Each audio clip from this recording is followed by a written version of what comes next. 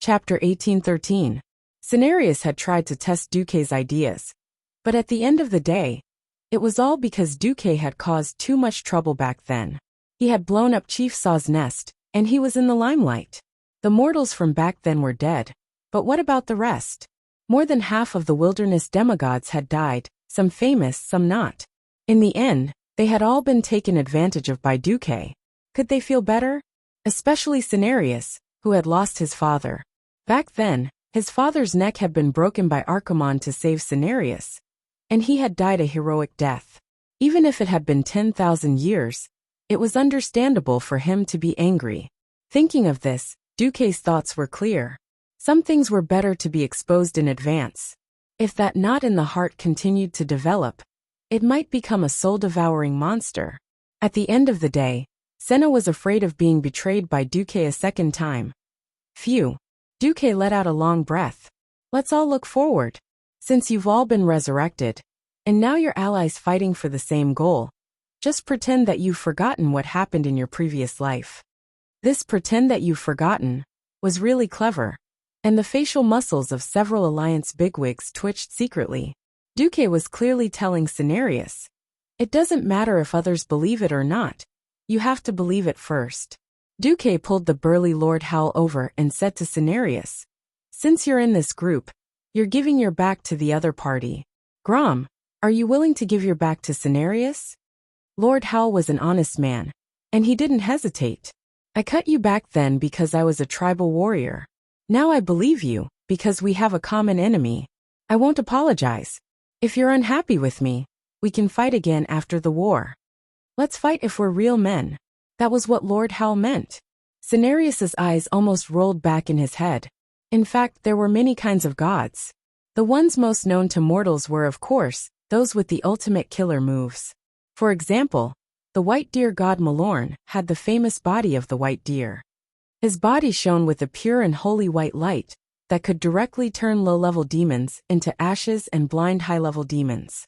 In a sense, it was the combination of a long-lasting flash grenade and Ashbringer. Unless it was a high-grade void overlord, or one of the army's 3 heavyweights, any demon could be trampled to death by Malorn's hoof. Another example would be Elun, the demigod's mother. Although she rarely made a move, one could tell how powerful she was from her priest's starfall. There was nothing Starfall couldn't deal with. If there was, then he would use 2. If there were more, then there would be no end to it. In any case, the world would be bombed until the nuclear core was flattened. But Duque had heard of a legend that when gods gave birth to a child, they would split their divinity and fuse it together to bestow a child. After splitting the divinity, he wouldn't have that power.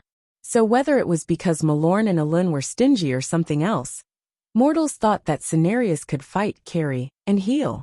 In fact, Duque, who was familiar with history, knew that Cenarius was a relatively rare support-type demigod. Thorn Halo, Entangling Roots, Tranquility. He didn't even have a single attack skill that he was best at. They were all support-type or healing-type. If he really had to fight Lord Howl, who had returned to his peak, it would be a pity that he couldn't just use half an axe. In the past, he had used 1 axe to cut him, and now it was still 1 axe. This kind of tragedy of being killed with 1 axe. Sigh, talking about it would make one cry. Cenarius's mouth moved for a long time, but he still couldn't let out a fart. Duque knew that he was in despair. Anyway, looking at Cenarius's constipated expression, Duque felt really good. Cenarius admitted defeat, and Duque took the lead. There was no need to chase after him. After all, they were in the same trench. Duque said calmly, I have personally witnessed the power of the Burning Legion, which is why I have sacrificed the environment to improve the industrial level. However, I will seriously consider the idea of sustainable development.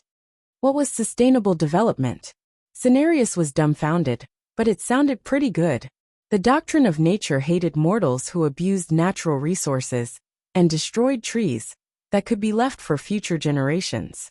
Now, with Duque's sustainable development, he was immediately hooked. He looked around and found that they were in enemy territory. They had actually wasted a lot of time just now. If not for the fact that the patrol leaders were on their side, something might have happened just now. Alright, when we go back, I will find you to listen to the idea of sustainable development. Now let's deal with the enemies first. I will listen to your instructions, Cenarius said. Duque narrowed his eyes. Actually, these enemies are far from that troublesome, and can be dealt with quickly. Leave the dragonweb mother to me. I will go show my new subordinates my strength. The Alliance heroes come with me. As Duque spoke, he glanced at the fire demon hunter Shanox, who hurriedly lowered his head, and then said, The Bear Brothers and Avina will deal with Lord Leolis. The rest of the demigods will deal with Gatekeeper Belloc. Understood. The main force split into 3 groups and set off. As a true fire elemental plane, the first reaction of mortals when they walked here was heat. It was heat that transcended time and space. There was a limit to the cold. At the very least, under normal circumstances, there was no such thing as cold that exceeded absolute zero. But there was no limit to the activity of molecules, so the temperature could be thousands of degrees, or even tens of thousands of degrees. Even though Duque used the ice shield to cool the air, and the temperature had even seeped into the ground to offset the high heat from below, the mortal heroes could still feel the terrifying heat from the core of the land as they walked on the surface of the land of fire. They felt like a live fish that was being fried over a fierce fire. Even though they knew that they would still die if they flipped over, they could not help but jump around. Sigh. Duque sighed softly. An ice bridge appeared out of thin air for the mortal heroes to walk on. Whoosh! I'm alive! Imriel, who had not participated in the battle at the molten core, was still as lively as ever. I thought my skin was going to be burned by my own armor. Duque slapped the back of his head with his hoof. Idiot, you're cool. It's my own frost circuit that consumes the magic power. Then why did you bring us here? The hoof was a little puzzled. Can't you just rely on those demigods? Duque spoke the truth. There will be a battle between me and Ragnaros, but I don't have much time to deal with those fire elemental creatures that jump out. Demigods from the wilderness will have their battle prowess greatly reduced in this place. The only good thing was that Duque and the others did not need to clear the monsters on the road. Chapter 1814. In World of Warcraft, there was a story that not many players knew about. If the players got the Ashbringer from the 4 Horsemen of the Apocalypse in Naxxramas, when they returned to the Scarlet Crusade with the Ashbringer, all the Scarlet Crusade NPCs would turn from hostile to friendly when they saw the players. Then, they would kneel to the players one by one. That was an unforgettable scene. Duque had never imagined that he would have this privilege one day. For example, he had subdued the Courage bug people of Ank'Qiraj. But in front of the big shots of the Alliance, he didn't do this kind of thing that would make him look good. What appeared in front of everyone now was a one-sided scene. The whole land of fire was full of traces of fierce battles. It looked like the Alliance had sent 1,000,000 soldiers to plow the entire land of fire. The high-energy fiery red wrist guards that occasionally scattered on the ground were the minions of a certain lava monster, when it was alive. This monster that could split into countless little burning men was quite difficult to deal with. One mistake could wipe out the whole team. It was like a pile of scattered rocks. If the players couldn't sense the fire elements emitting from the rocks that were purer than the fire elements on the scorched land, they wouldn't have imagined that it was a terrifying 5-story tall lava giant, Molten Fire Lord. It was a pity that all their glories, and their possibly glorious history, had vanished with the betrayal of the Fire Goblin clan. The fire demons were the most intelligent among the fire elemental creatures, and their betrayal was fatal to Ragnaros. Perhaps the fire demons weren't the most powerful individually, but they were highly intelligent and knew how to cooperate. As the patroller and sentinel of the Land of Fire, their betrayal made Ragnaros blind and deaf. The Land of Fire was the gathering place of fire elemental creatures. These fierce-tempered creatures fought all day long, and it would be abnormal if tens of thousands of fire elemental creatures died every day. Ragnaros didn't care because the special geographical environment of the Land of Fire would give birth to more fire elemental creatures. Like raising poisonous insects, the fire elemental creatures would select the more excellent and powerful fire elemental creatures through constant battles. Ragnaros only wanted to enslave the most powerful of them. In this situation, the fire demon army planned to eliminate all the obstacles on the way to the three leaders. In order to please Duque, the former manager Majordomo even ordered the fire demons, who were free to help clean up the battlefield, asking the fire demon, who had no combat mission, to run to the two sides of the road, was both to point the way for Duque and to flatter him. Triple X greets the Supreme Lord of Flames, Duke Marcus. Almost all of them used the same tone. The fire demons did not speak the common tongue, but a very ancient elemental language that could only be understood by the mortals in the Dark Imperium. Most of the Alliance experts didn't understand, but at least one of them did. He was the former elven Prince Kale, that Sunstrider who had followed Duque here. As one of the witnesses to Duque's rise, Kale, that was envious, but more than that, he was grateful. If it weren't for Duque's protection, he might have already been running on the dark path of depravity, and never to return. This was real. In order to weaken the Sunstrider family's influence among the High Elves, Queen Sylvanas could directly accuse him of treason, which was not considered a slander, and give him a hat that could never be washed away. He could only associate with people like Illidan. Duque once told him in a casual conversation, "I heard Nosdorma say that in parallel worlds of different spacetimes, there will be different versions of you. If you were in another timeline, you might be the villain." Although it was a joke, Kale was very attentive. Now that he was the chairman of the Kirin Tor Parliament of the Dalajan, he had long felt his limits. If he was still the prince of the previous dynasty, who had nothing to ask for, of course, he could just muddle along. However, Sylvanas became a demigod, and then Magni turned himself into a diamond man in order to break through to the demigod realm. This stimulated Kale's nerves. He vaguely felt that his path to ascension was here and now. Duque, who had planned earlier, had already controlled everything here in advance. As long as Duque defeated Ragnaros, he would become the true master of the Land of Fire. Duque was a hurdle that Kale could not avoid. Facing Duque, the kind-hearted Kale could not have any evil thoughts, so he secretly made a decision. On the other side, surrounded by hundreds of fire demons, Duque and his group were like an emperor on an inspection tour. They majestically arrived at the place where the mother of Ghostweb Spider was. The sky was dark, and hot black ashes were swirling everywhere. The closer they got to Bestelac's place, the easier it was to see the white spider webs entangled in the rubble and on the roadside. Ordinary spider webs could not exist in such a high-temperature environment. They would have long turned into an unknown burnt substance. Only the flashing flames and the cobwebs made of ultra-pure fire elements could exist in this special world. Spiders were the most sensitive creatures. Every vibration of their webs would be sensed by their sensitive tactile nerves. They could easily distinguish which vibrations came from the natural wind, which were prey, and which were enemies. Faced with a large number of fire demons, the mother of Ghostweb was a little confused. A mysterious female voice echoed in the spiritual sea of all the visitors to Duque. It was a sinister voice. "Shane, Nox, are you out of your mind or something? This is not a place for you and your long-tailed subordinates. Don't say I didn't warn you. If you go any further, don't blame me for feeding your subordinates to my children." Suasua.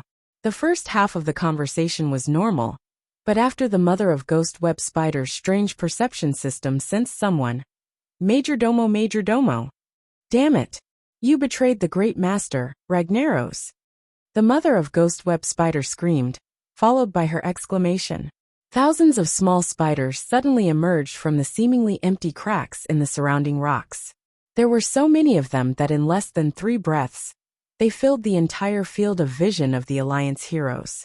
The dark ground with a dazzling red light was suddenly filled with these 8-legged creatures. The long furry legs and the mouthparts that made suasua noises made the heroines of the hero group shudder. Be careful of the yellow-green legs. They will self-destruct. Chapter 18:15. Shaynox began to play the role of Duque's underling and reminded them beforehand. 4 fire elemental creatures like fire demons. Damage caused by fire elements and explosions was ineffective against them. For mortals, however, it was a different story. They were like walking bombs. But it didn't matter. Duque didn't bring so many of his underlings here just for decoration. The two night elf archers were the first to attack. Tyrant and Chandries were the best archers on the planet when they knocked their arrows. When the Windrunner sisters were here, Tyrant was more of a priestess in order to maintain the balance of the team. When the team needed long-range attacks, these masters of two professions would immediately switch to the profession that the team needed the most and pour fire into the distance. The arrows tore through the burning air and accurately nailed the yellow-green spiders. The nightmare web nest beetles, which had been programmed to self-destruct as soon as they touched an enemy, faithfully carried out their mission of self-destructing soldiers. Bang, bang, bang. They exploded, but unfortunately, they only blew up their own kind, the other nightmare web spiders. It wasn't just the archers who attacked. Kale that's also launched an attack. The arcane flames circling above his head began to rain out sparks. At first, the sparks were only the size of a pinky, but after absorbing the fire elements in the air, they quickly turned into small fireballs the size of bowls. These small fireballs were not to be underestimated. Every single one of them that hit a group of spiders was enough to blow them up into the sky. Broken limbs and broken legs flew all over the place. High-level mysteries crushed low-level mysteries. High-level fire elements easily devoured low-level fire elements. As a powerful mage who had merged with his phoenix and barely reached the level of a demigod, Kai Zi's strength was unquestionable. After the few long-range attackers showed their power, the remaining melee or long-range attackers became a little bored. Edwin Van Cleef still held 4 daggers in his left hand, ready to throw them at any moment, but he was clearly a little relaxed. The funniest thing was Hoof, who waved the huge divine axe, Flamejoy, and eagerly showed everyone the power of the divine weapon. Since it was already Flamejoy and not Shadow's Sorrow, it was only a matter of time. The divine artifact's ability to absorb fire elements had also changed. It was rare that the fire element here was so rich. His hooves could easily accumulate enough energy without slashing anyone. Then, he would pour all the fire energy in the divine artifact out. Walala! With a wave of his hand, a wave of fire appeared. The ultra-high purity flame wave was like a bulldozer, flattening everything in front of the flame wave. Whether it was a spider or a spider web, there was only one result: ashes. Tyrion Fordring stared at the scene with wide eyes. This kind of lethality was already comparable to the Ashbringer. It was just that every attack of Ashbringer consumed a large amount of holy light. Even with the enhancement of the artifact itself, the burden on the user's spiritual power was still not small. Alas, the hoof didn't even need to expend its energy to absorb the energy around it. The fire elements surged into the divine weapon on their own. This was a powerful move that consumed almost no energy at all. What the F***CK is infinite light cannon. This was simply a map cannon. If the spiders could speak and complain, they would definitely say, "Oh my god, there's a German girl who's cheating." Of course, Imriel's performance did not last long before it was over.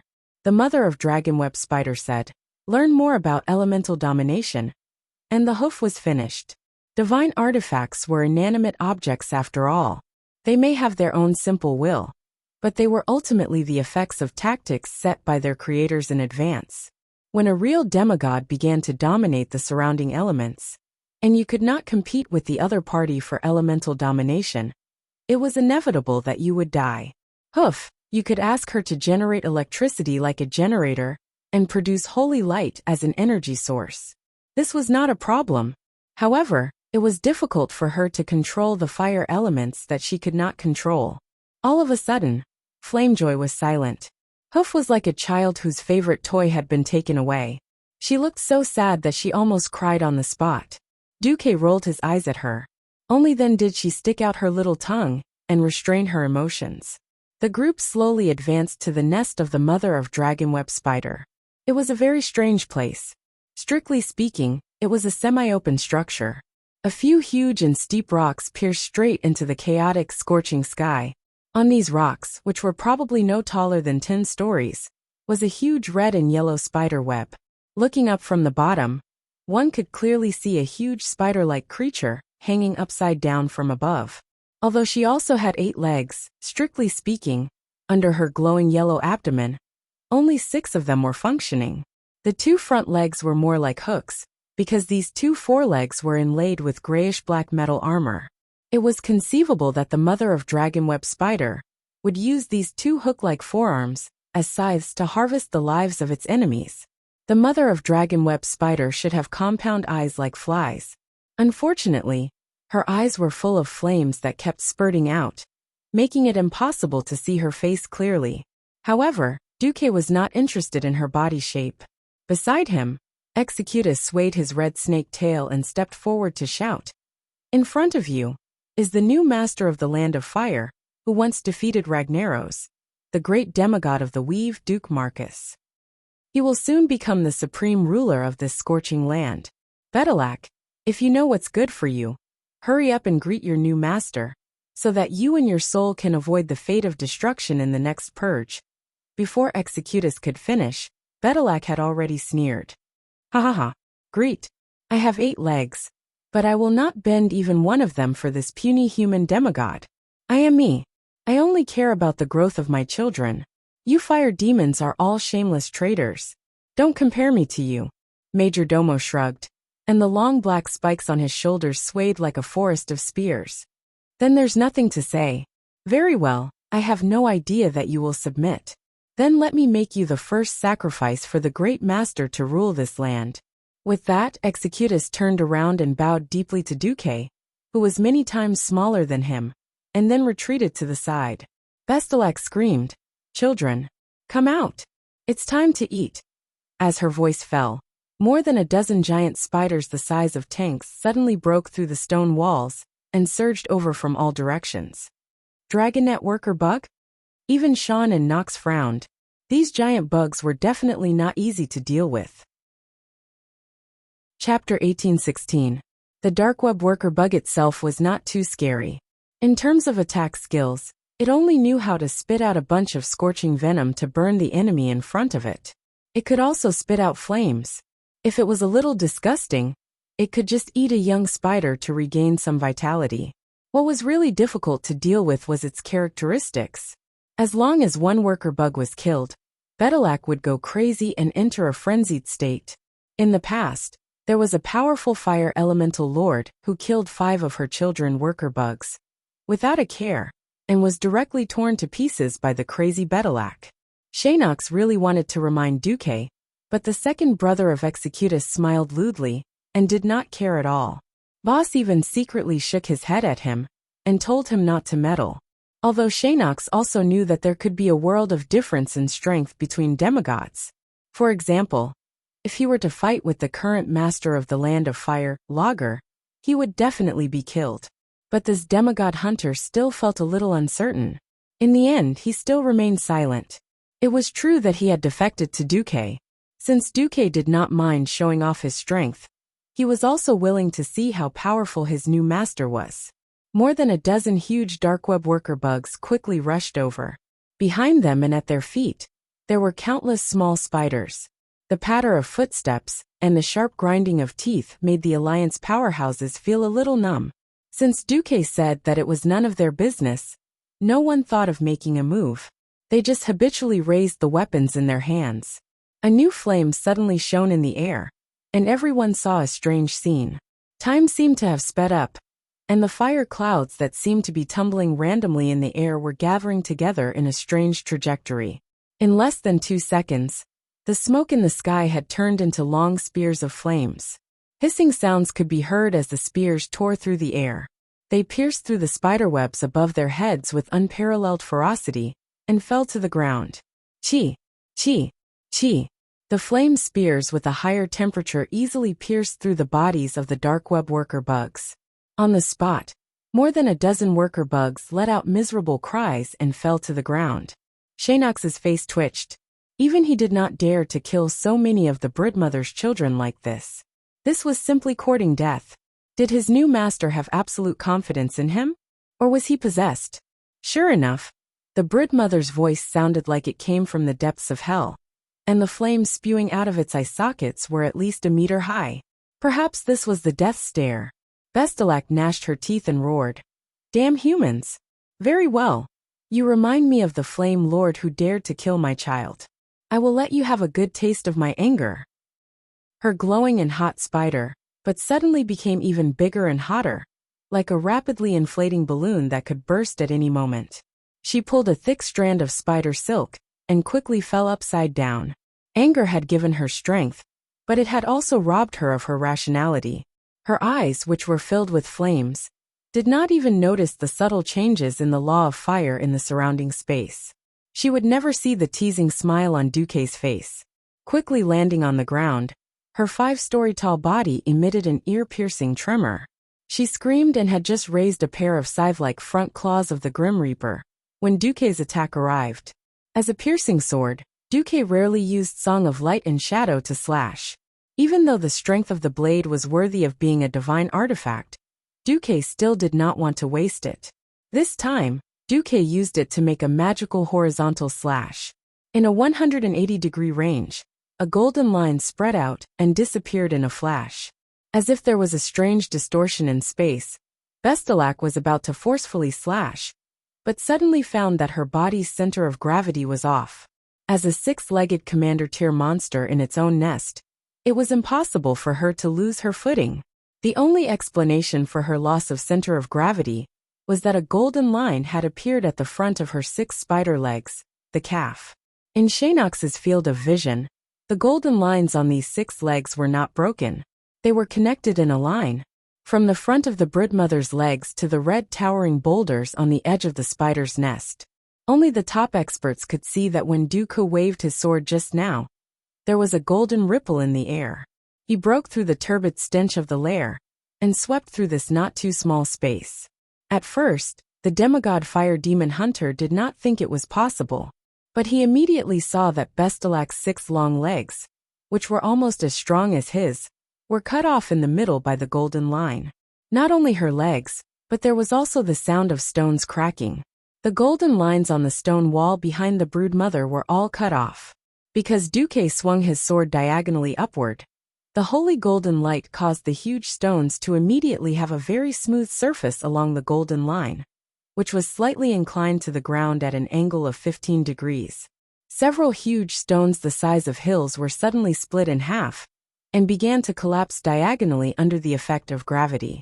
Everything around them seemed to be forced into a state of slow motion. Everyone could clearly see that the broodmother, who had lost her 6 legs, knelt forward along the slanted cut like a fanatic worshipping a supreme god. Bestelac's mouth was wide open. That should be an expression of horror, right? She screamed. No, even at this moment she still did not give up. In a situation where she lost control of her body, she still used her broken 6 legs to kick with all her might. Moreover, there seemed to be a blazing flame spurting out of her buttocks, temporarily using it as a flame propeller. Her whole body rushed towards Duque. At this moment, Duque's raised arms suddenly retracted. The golden arc of light slashed out again. Duque showed everyone what a melee mage was with his actions. This time, everyone saw it.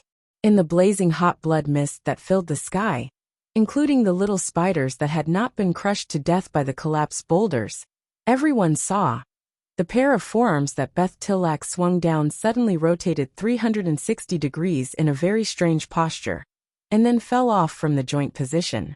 The broken parts still carried a blazing aura like that of a flamethrower. Just like that, they spun in the air and flew to the back of her huge body. The flow of time seemed to have returned to normal. Only at this moment did the collapsed boulders ruthlessly fall down, and very coincidentally, right on top of the broodmother's big buttocks. No, no, the broodmother screamed wildly, and at the same time began her ultimate move, smoldering destruction. If she really blew up the fire elements that had accumulated in her abdomen, it would probably be a small-scale nuclear explosion.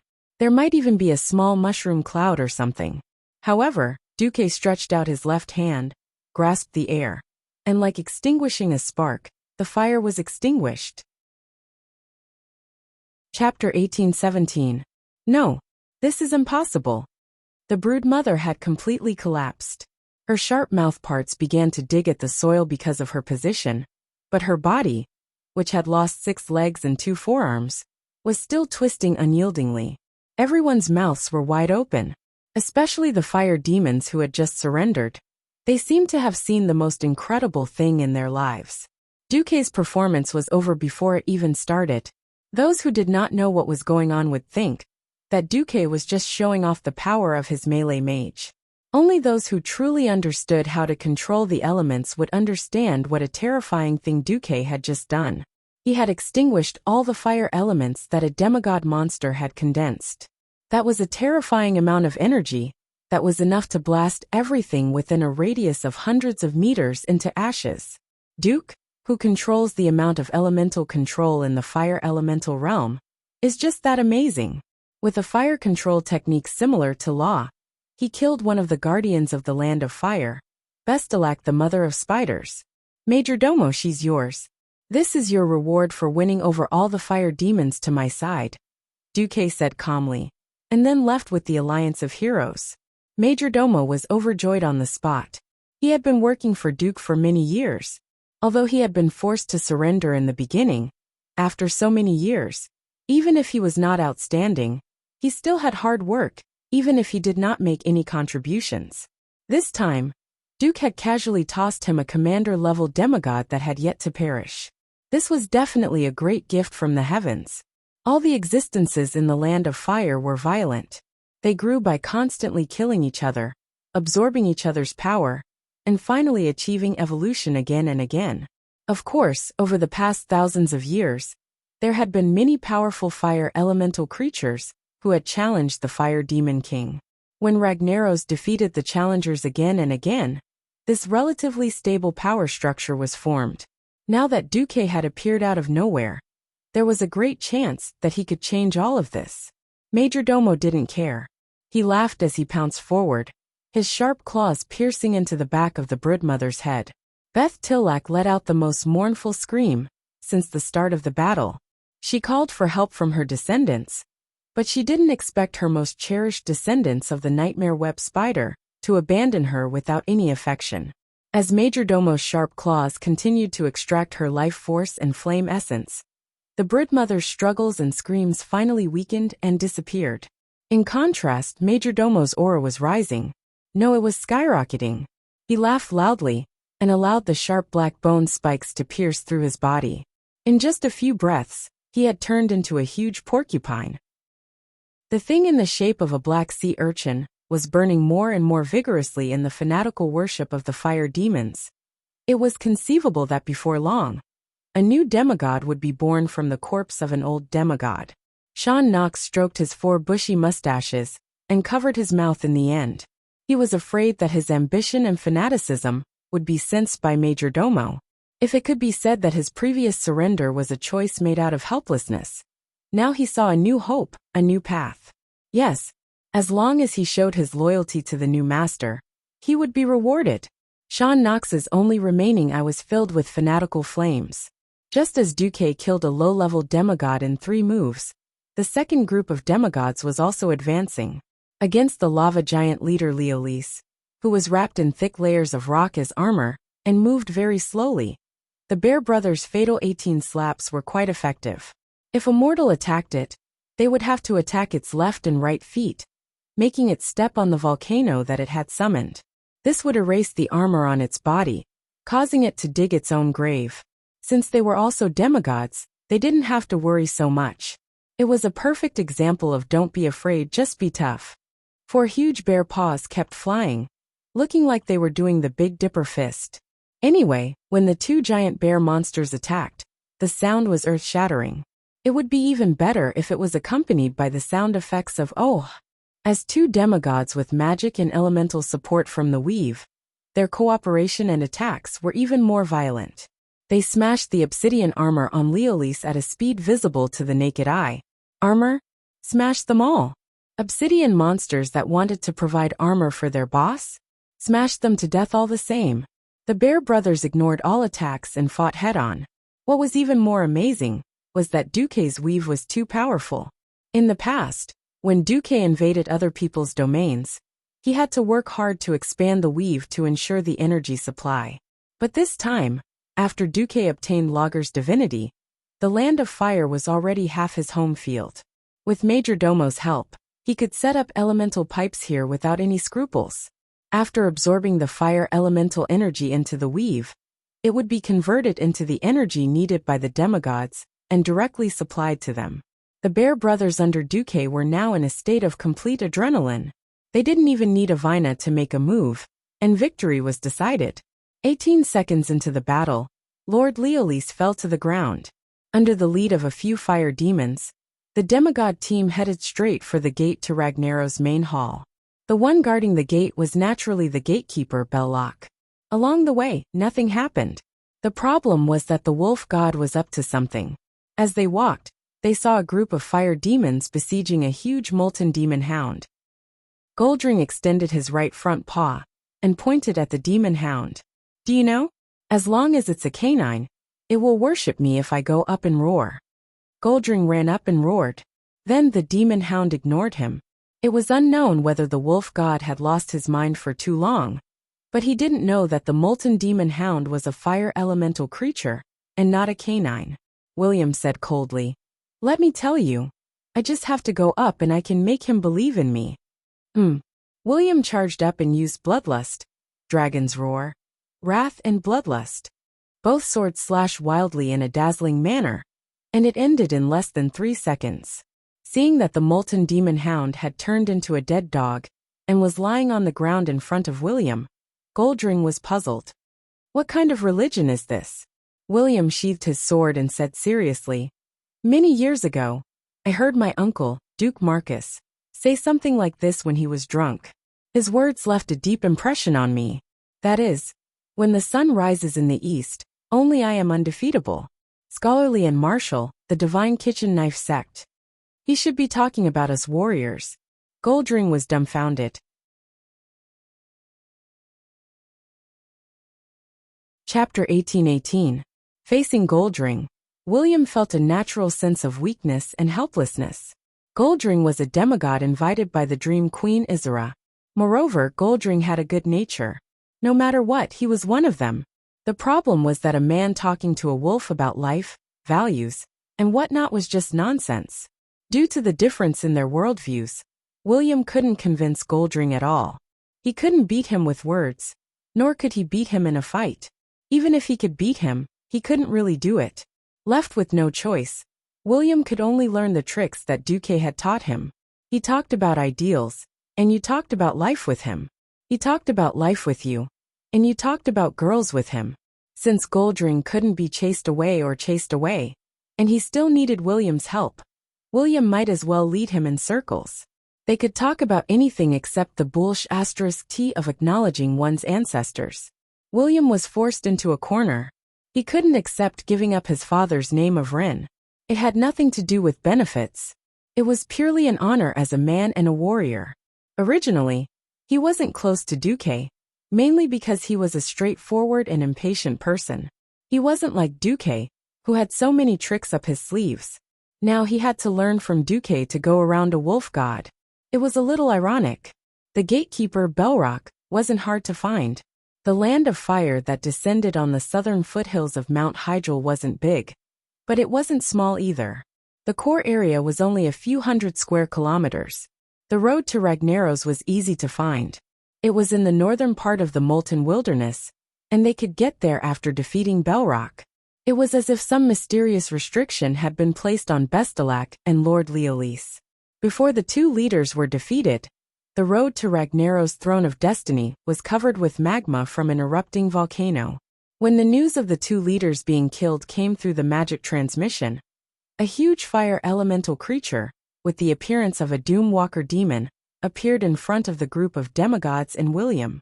The eyes of the tortoise god Tatora, the wolf god Goldring, Cenarius, Howl, and William lit up at the same time. They had a natural antagonism towards demons. Perhaps they each had their own thoughts, but they all had a natural hostility towards the devil. The devil in front of him had obviously mutated. It had a typical pair of demon wings and reverse-bent calves, but its exposed limbs had mottled lava marks on them. His 7-story-tall body was as red as a burning iron. The strange light and heat made mortals subconsciously want to stay away from him. This team didn't have Duque's ice shield to isolate the air. However, William and the other two were wearing the magical gemstones that Duque had given them. These crystals contained a high concentration of mana and were connected to the magic net. It could be said that Duque was taking care of them remotely. William pointed at the gatekeeper standing behind the 4 fire elemental giants. Goldrun, why don't we make a small bet first? The wolf deity perked up. How is it? What are we betting on? If I win, you'll call me daddy? William snorted coldly. Let's bet on whose damage is higher in this battle, me or you. If I win, don't bother me until we finish fighting in the land of fire. The white-furred wolf deity squinted his wolf eyes. What if I win? I'll call you whatever you want for the time being. William was rather stubborn. The wolf deity immediately felt that there was hope. If he could call him daddy once, wouldn't there be a second and third time in the future? This was a good deal. All right. The wolf deity took the bait. On the other side, Brawl and Valilla grabbed onto William. Hey, William, are you confident? That's the wolf deity with high attack power. William would never hide anything from his old partners. Under normal circumstances, I'd definitely lose, but this time, I have Duque's help. When William mentioned Duque, the two friends stopped talking. Duque might be funny and unreliable, but when it came to big things, no one was more reliable than Duque. Valilla was more attentive and noticed William's strange behavior. What's wrong? Did Duque set some harsh conditions? William looked constipated. If we succeed this time, I'll have to respectfully call Duque uncle every time I see him. Puffed. The two friends burst out laughing. This could be considered a secret of Stormwind. Actually, in terms of age, Duque was not much older than William. He was only 7 or 8 years older. Strictly speaking, Duque and William were of the same generation. The bad thing was that Duque had started his career too early, and he was brothers with William's father and Anduin Lothar. He should have called him brother, but he had to call him uncle. As a straightforward boy, William could not accept it. For so many years, William would call Duque Duke or Commander-in-Chief in formal situations.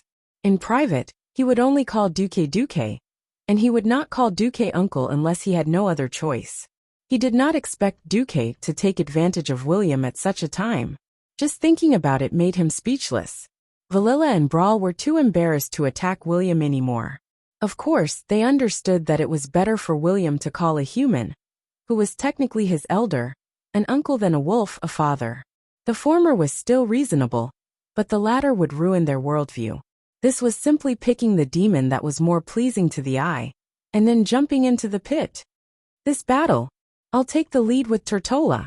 William volunteered, which made the other demigods look at him with surprise. Berserkers were definitely more than enough to attract the enemy's attention, but they were too fragile. How could they compare to Tortola, who carried a tortoise shell all over the streets? I think that guy's flaming blade has a special effect that weakens physical defense. It's too much of a loss to let Tortola take the lead from the start, William said. Glorious flames. Belrock's attack will awaken a burning spark in the body of his main target. The physical damage received by the target will be increased by 20%, and the target's maximum HP will be increased by 20%. Every time Belrock triggered the glorious flames, he would receive a layer of the Soul of Fire effect. Every time Belrock triggered the glorious flames, he would receive a layer of the Soul of Fire effect, which would increase the fire damage dealt by 20%. This was Belrock's skill in history. Now that there was a traitor like Majordomo Executus, there was room to hide the source of the skill. After everyone agreed, William was the first to charge forward. Unsurprisingly, Belrock directly smashed the first few glorious flames into William's body. No one expected that the flames that were supposed to increase HP would have such a magnificent change. Chapter 18-19. Right now, a bunch of big shots in the Alliance had divine weapons in their hands. This was an era of heroes. This was a blessing, but it also troubled bards. It was easy to focus on one thing and lose sight of another, overlooking some powerful divine weapons. The two underrated divine swords Sheratol Shadow Ripper and Aramine Shadow Plunderer were the victims of propaganda. To be fair, the power and special effects of these two divine weapons were definitely not weak. It was a pity that because of Duque William, who was once the third most powerful person in the Alliance, seemed to be a little weak. Regardless of whether it was in the original history or in this life, William was not weak at all.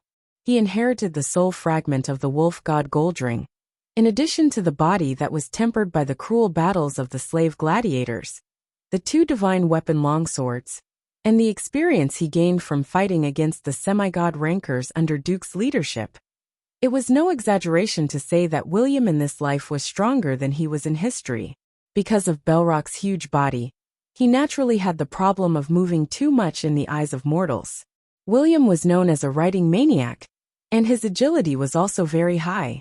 The flaming demon's huge swords couldn't hit William at all.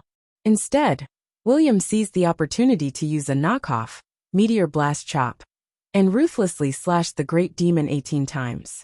What was more impressive was that William's swords were rare dual attribute divine weapons. Frownyface Shadow Ripper had a significant increase in attack power for creatures with shadow energy in their bodies.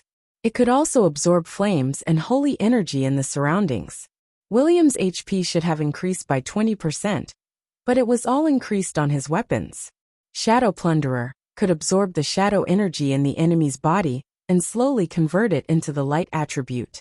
The gorgeous sword light was continuous, and each strike was fiercer and fiercer than the one before. It was as if William could kill this demigod demon single-handedly.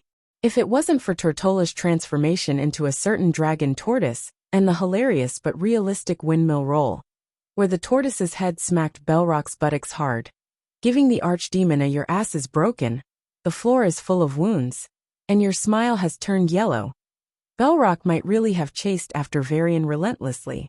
As a main MT, Tortolla's taunt skills were impressive. Without seeing him do anything, he stretched his neck and aimed the tortoise's head at the great demon, giving him a sweet smile. A taunt skill that mortals couldn't even imagine took effect.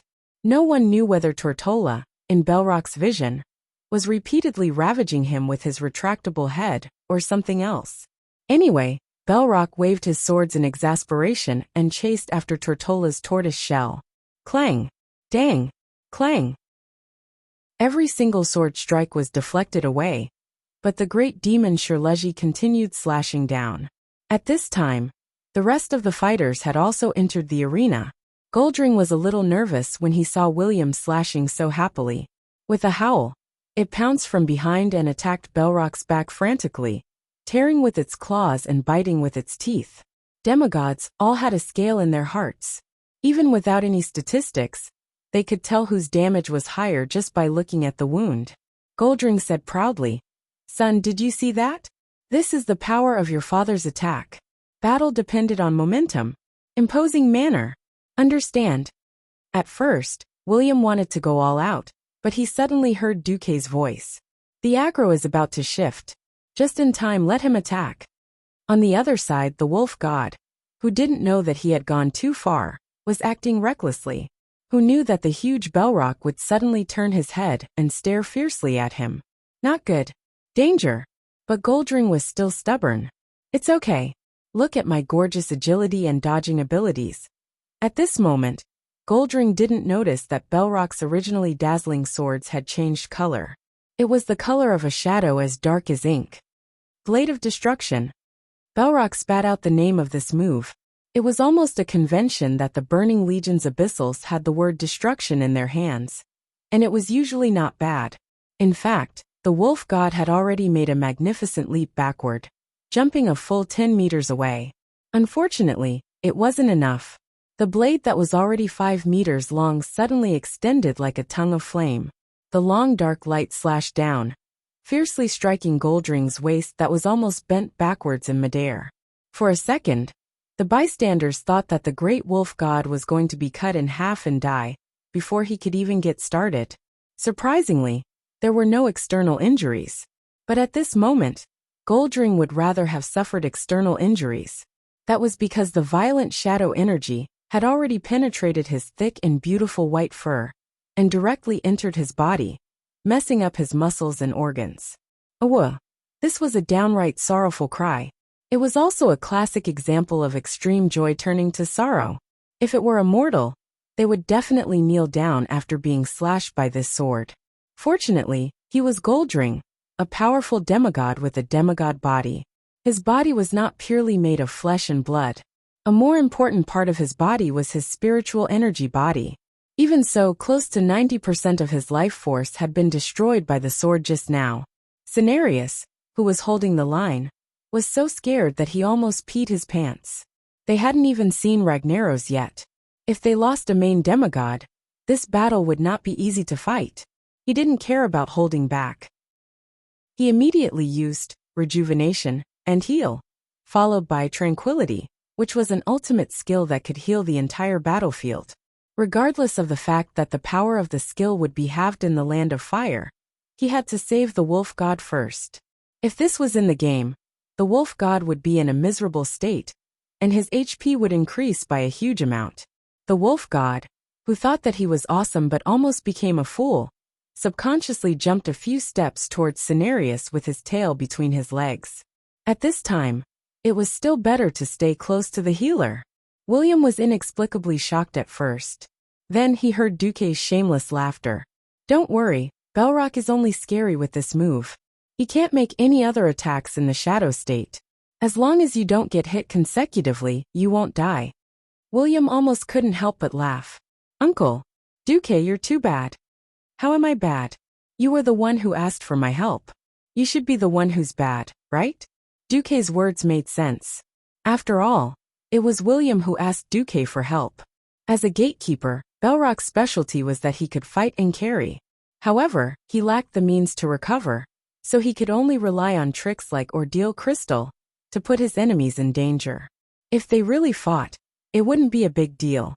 3 demigods, in addition to William and Lord Howl, who were powerful enough to kill gods. Belrock didn't last long before he collapsed. Chapter 1820.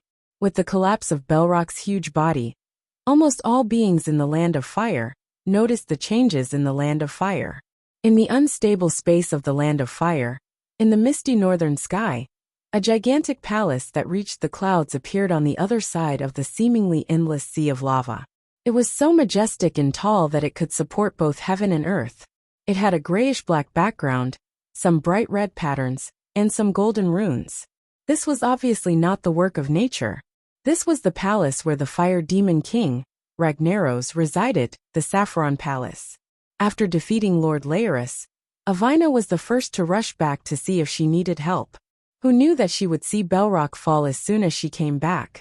As the demigod with the strongest eyesight, she keenly noticed another change in the Land of Fire. Look, Avina spread her wings and pointed to a hillside that looked like a stairway to heaven, rising higher and higher.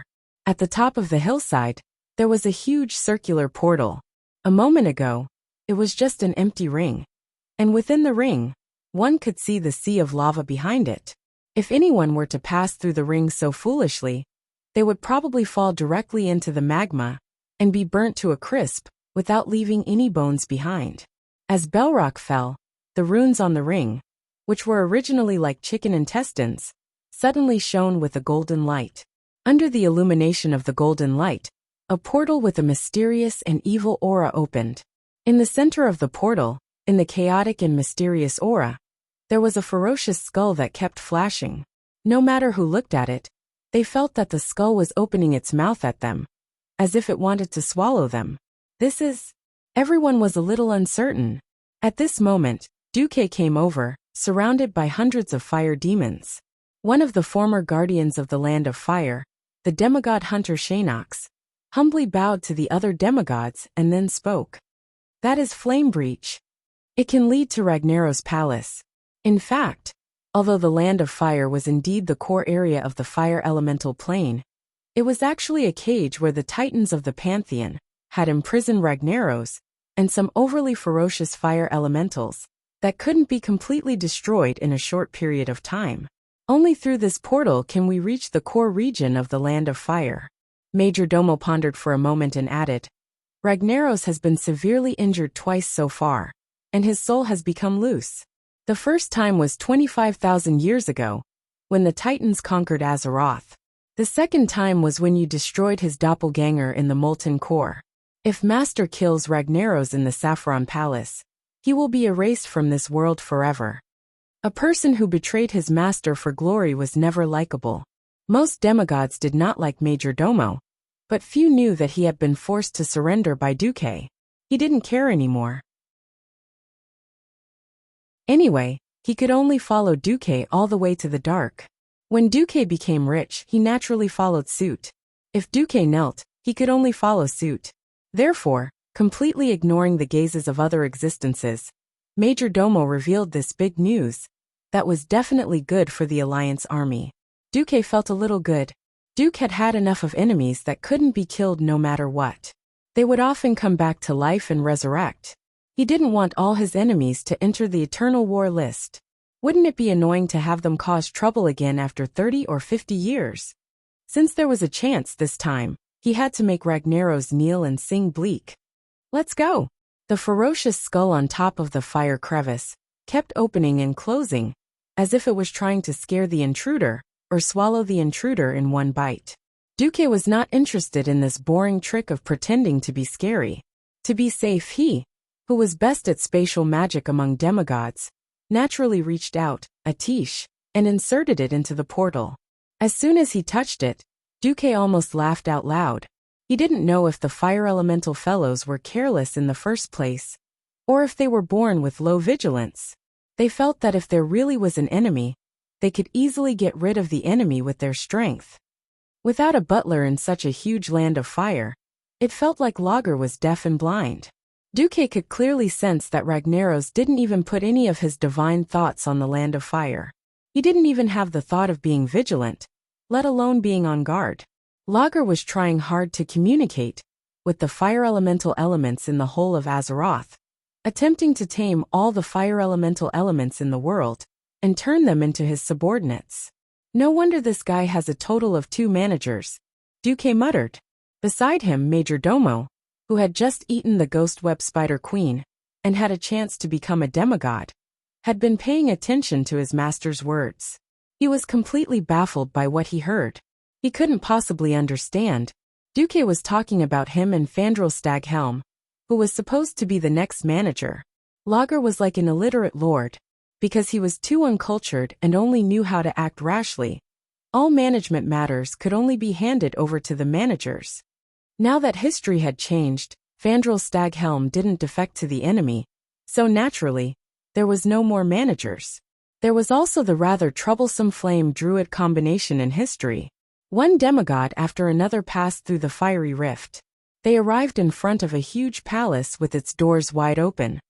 Who are you? This isn't a place mortals are allowed to come. At least a few fire elemental creatures appeared. 2 fat fire elemental flame archons, and 2 lava giants with magma flowing all over their bodies, molten flame fathers, were all the soldiers guarding the gate. They were all high attack, high HP, and hard to deal with lava sputtering. If they were just mortal powerhouses, it might be a little difficult. But Duque had more than half a dozen demigods on his side. The Bear brothers howled and pounced together. There were other wolves faster than them. The wolf god had just lost and was depressed. Because Belloc had taken out 90% of his HP, Goldring was restrained in the latter half of the previous battle, so he naturally couldn't beat Varian. The wolf god was rather unreliable when it came to recognizing other races as his sons, but he was still very principled. He said he wouldn't call him Son Smash, so he wouldn't. He vented all his anger on the little monsters. Other beings might be afraid of the lava damage from these elite monsters, but Goldring's defense and vitality weren't considered strong among demigods. But before he became the god of the wilderness, he was born as a winter wolf. He walked in the polar regions and was born with frost elements. The surface of his body was surrounded by a freezing aura that was far stronger than the ice barrier of a Breaking Dawn mage, and it was very effective against fire elemental monsters.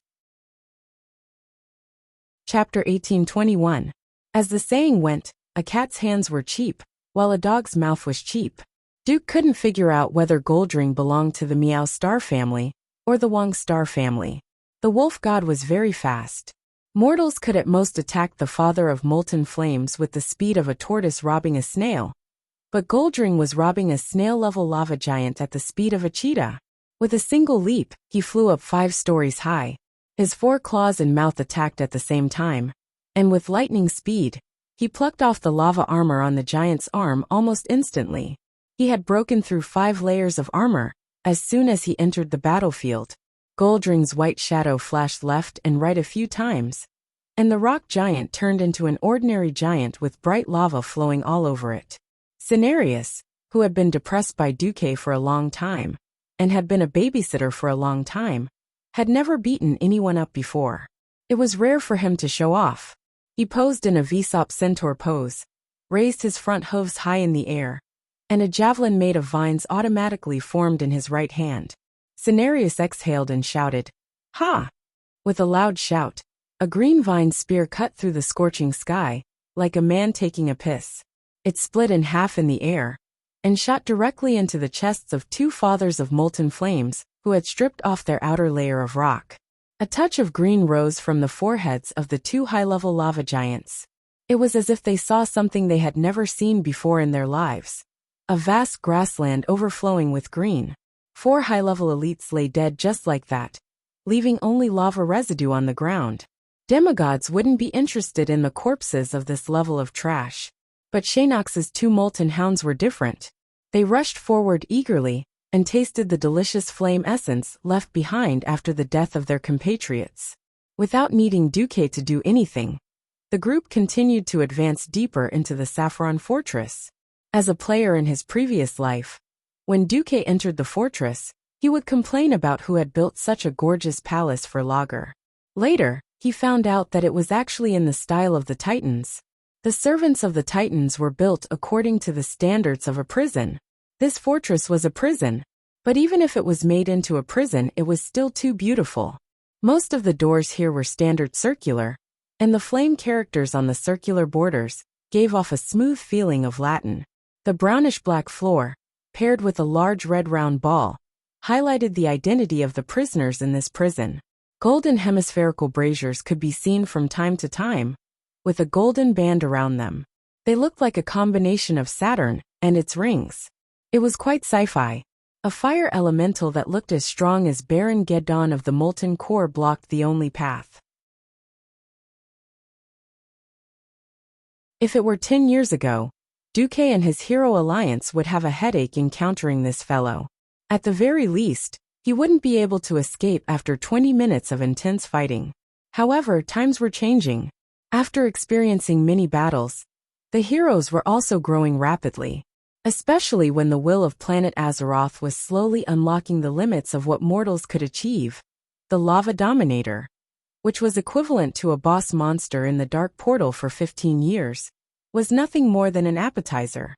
Without the demigod taking action, the Alliance heroes would beat it to death. Entering a huge hall, there was only a narrow path leading to the platform in the center of the lava lake. As the Alliance army approached, 2 dark green bugs, Molten Burner and Molten Spitter, suddenly emerged from the lava on both sides of the path. As soon as they came out, they spat directly in the faces of the Alliance warriors. Unfortunately, their attacks couldn't even break through Duque's ice shield.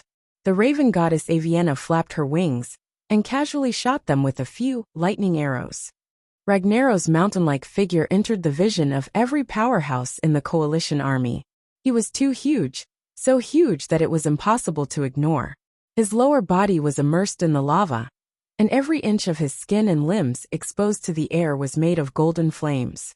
The metal gauntlets, pauldrons, and breastplates that seemed to be made of black iron were full of earthworm-shaped runes similar to the decorations on the gates of the Saffron Fortress. If his calculations weren't wrong, these should be the shackles that the Titans had left him back then. The aura of a demigod was extremely powerful, not to mention a bunch of demigods. Among the many powerful auras, there were a few that were strong enough to wake Ragnaros up. What? Mortals dare to step into my territory? Ragnaros shuddered. His relatively slow reaction finally caught the soul waves that made him extremely disgusted and angry. Majordomo? Duke Marcus? And Shaynox? You traitors! Ragnaros was so angry that even though his words were a bit messed up, his anger directly ignited the intense reaction of every drop of lava and every bit of fire element in the fortress. With his earth-shattering roar, the entire fortress, and even the entire fiery land, could clearly feel the tremors. It was as if a huge ancient volcano was about to erupt in the next second, spewing out terrifying lava that could cover 3,000 kilometers. The two fire demon leaders were shocked. They had an almost natural fear of their former master. It was the painful memory of being brutally abused countless years ago, and it was also the accumulated power that couldn't be erased after thousands of years. They were a little scared on the spot. How could Duque give in to them? If they gave in, wouldn't it be a slap in the face to their new master, Duque? Duque smiled. His voice spread out with divine power, and instantly spread across the battlefield. Snap! Duque snapped his fingers crisply. The sound wasn't loud, but it was as if the most mysterious switch had been pressed. All of a sudden, the fire elements and surging lava in the entire Saffron Fortress all calmed down. Ragnaros immediately realized that it was Duque who defeated his clone and robbed him of his divinity and control of the elements in the fiery land. Then he used that control to control the situation. Ragnaros cursed, "You despicable thief!" Amused, Duque tilted his head and laughed. "Thief? Why do I clearly remember that I killed my way into your clone's lair, the molten core, and killed your clone before openly snatching the power that originally belonged to you. As for you insulting me as a thief, I would like to express my deepest protest. If possible, please call me a thief with divinity." He was just robbing a thief, yet he sounded so righteous and dignified. Several of Duque's women laughed on the spot. Tyrant even smiled brightly, without a trace of the dignified high priestess. While Duque's women were amused, Ragnaros was naturally even angrier. "Robber! Traitor! Destroy all of you! I will watch you burn. Fire will purify everything." Chapter 1822. Accompanied by Lager's distinctive slogan, he raised the giant hammer in his hand high. The hammerhead alone looked as huge as a heavy tank. It was covered in spikes and surrounded by a temperature of over 10,000 degrees. It was very powerful. Duke knew that this was no longer the hand of Ragnaros the Balrog that Lager liked to use the most. Instead, it was a lower-level hand of scorching destruction. This two-handed hammer was equally powerful, but in theory, it definitely didn't have the terrifying power to kill someone instantly. In fact, it couldn't be calculated that way. The divine artifact, the Balrog hammer, was held in the hands of Lager's clone, so its power was extremely limited. The hand of flaming destruction was an epic weapon, but it was used in the hands of Lager, who was blessed by the fire elements of most of the land of fire. In the end, it was hard to say which weapon was more powerful. Of course, there was another saying. The Balrog hammer was the Balrog hammer precisely because it was held in the hands of a Balrog. Only in Ragnaros's hands would this hammer be the genuine Savras. Suddenly he felt a little lucky that because Magni Bronzebeard had turned into a diamond, the divine artifact, the Balrog hammer, was temporarily passed on to his younger brother, Muradin, and was not present today. If the original Balrog hand had appeared, it was really hard to predict what would have happened. Even Duque didn't dare to take Ragnaros's angry blow head-on. It couldn't be helped. Not every demigod had strong vitality and defense. For example, Medivh did have strong magic power and magic attack power, but when he didn't use a magic shield, he was not much stronger than an ordinary human man. Duque had used 3 elements to completely strengthen his body, but he was a human. No matter how much he strengthened himself, he wouldn't be more durable than a dragon with half his body. When Ragnaros began to spread his fire domain, and the other elements couldn't operate well, Duque didn't want to casually break through space and use flash when facing Lager's hammer. A true top expert who had stepped into the divine realm was extremely difficult to fool. Duque couldn't guarantee that his teleportation would be seen through. Therefore, Duque decided to call for help. He circulated his chi in his dantian and shouted, "Big bear!" In the next moment, a giant bear that was walking on its hind legs swayed its big bear, but in used charge, to knock away Ragnaros Savras, right before it was about to slam down on it. As he worked, the demigod did not forget to mock Duque fiercely. "How many times have I told you? My name is Ushuk. Duque didn't care and shouted again, Bear 2. F***ck. My name is User. Although he was cursing, Urso, who had mastered elemental power, pounced on Lager. He pulled out a dazzling purple lightning spear from between his gigantic bare paws and threw it at Lager's lava body. Bzz. The destructive power of the wind element produced by the intense lightning clashed with the fire element on Lager's body. It could be clearly seen that the fire elements on Lager's body flinched and retreated. However, with the support of the fire element that was drawn from his lower body, the fire element immediately gained the upper hand. There were many who knew what was good for them. Cenarius immediately shouted, We have to separate Lager from the land of fire. Otherwise, we will be fighting against the entire plane with our limited power. No matter how strong a demigod was, compared to the vast world, he was just a tiny speck of light. What do we do? Tyrant hurriedly asked in Duque's ear. Duque used the system to scan the surrounding environment. He narrowed his eyes and said quickly, Attack with full force. There is a limit to how fast Ragnaros can replenish fire element from the land of fire. As long as our destructive power is faster than his replenishment speed, we can create an opportunity to separate him from the plane. In terms of pure speed, Iwina was the fastest. However, Iwina's strength was in her detection and perception. The one who could truly attack quickly was the wolf god. Goldring ran quickly on all fours. He sprinted close to the ground, looking like he was flying. He was so fast that the lava trap that Ragnaros had set up was indeed triggered by Goldring's claws. However, the wolf god was too fast. The surging lava spewed 3 stories into the sky.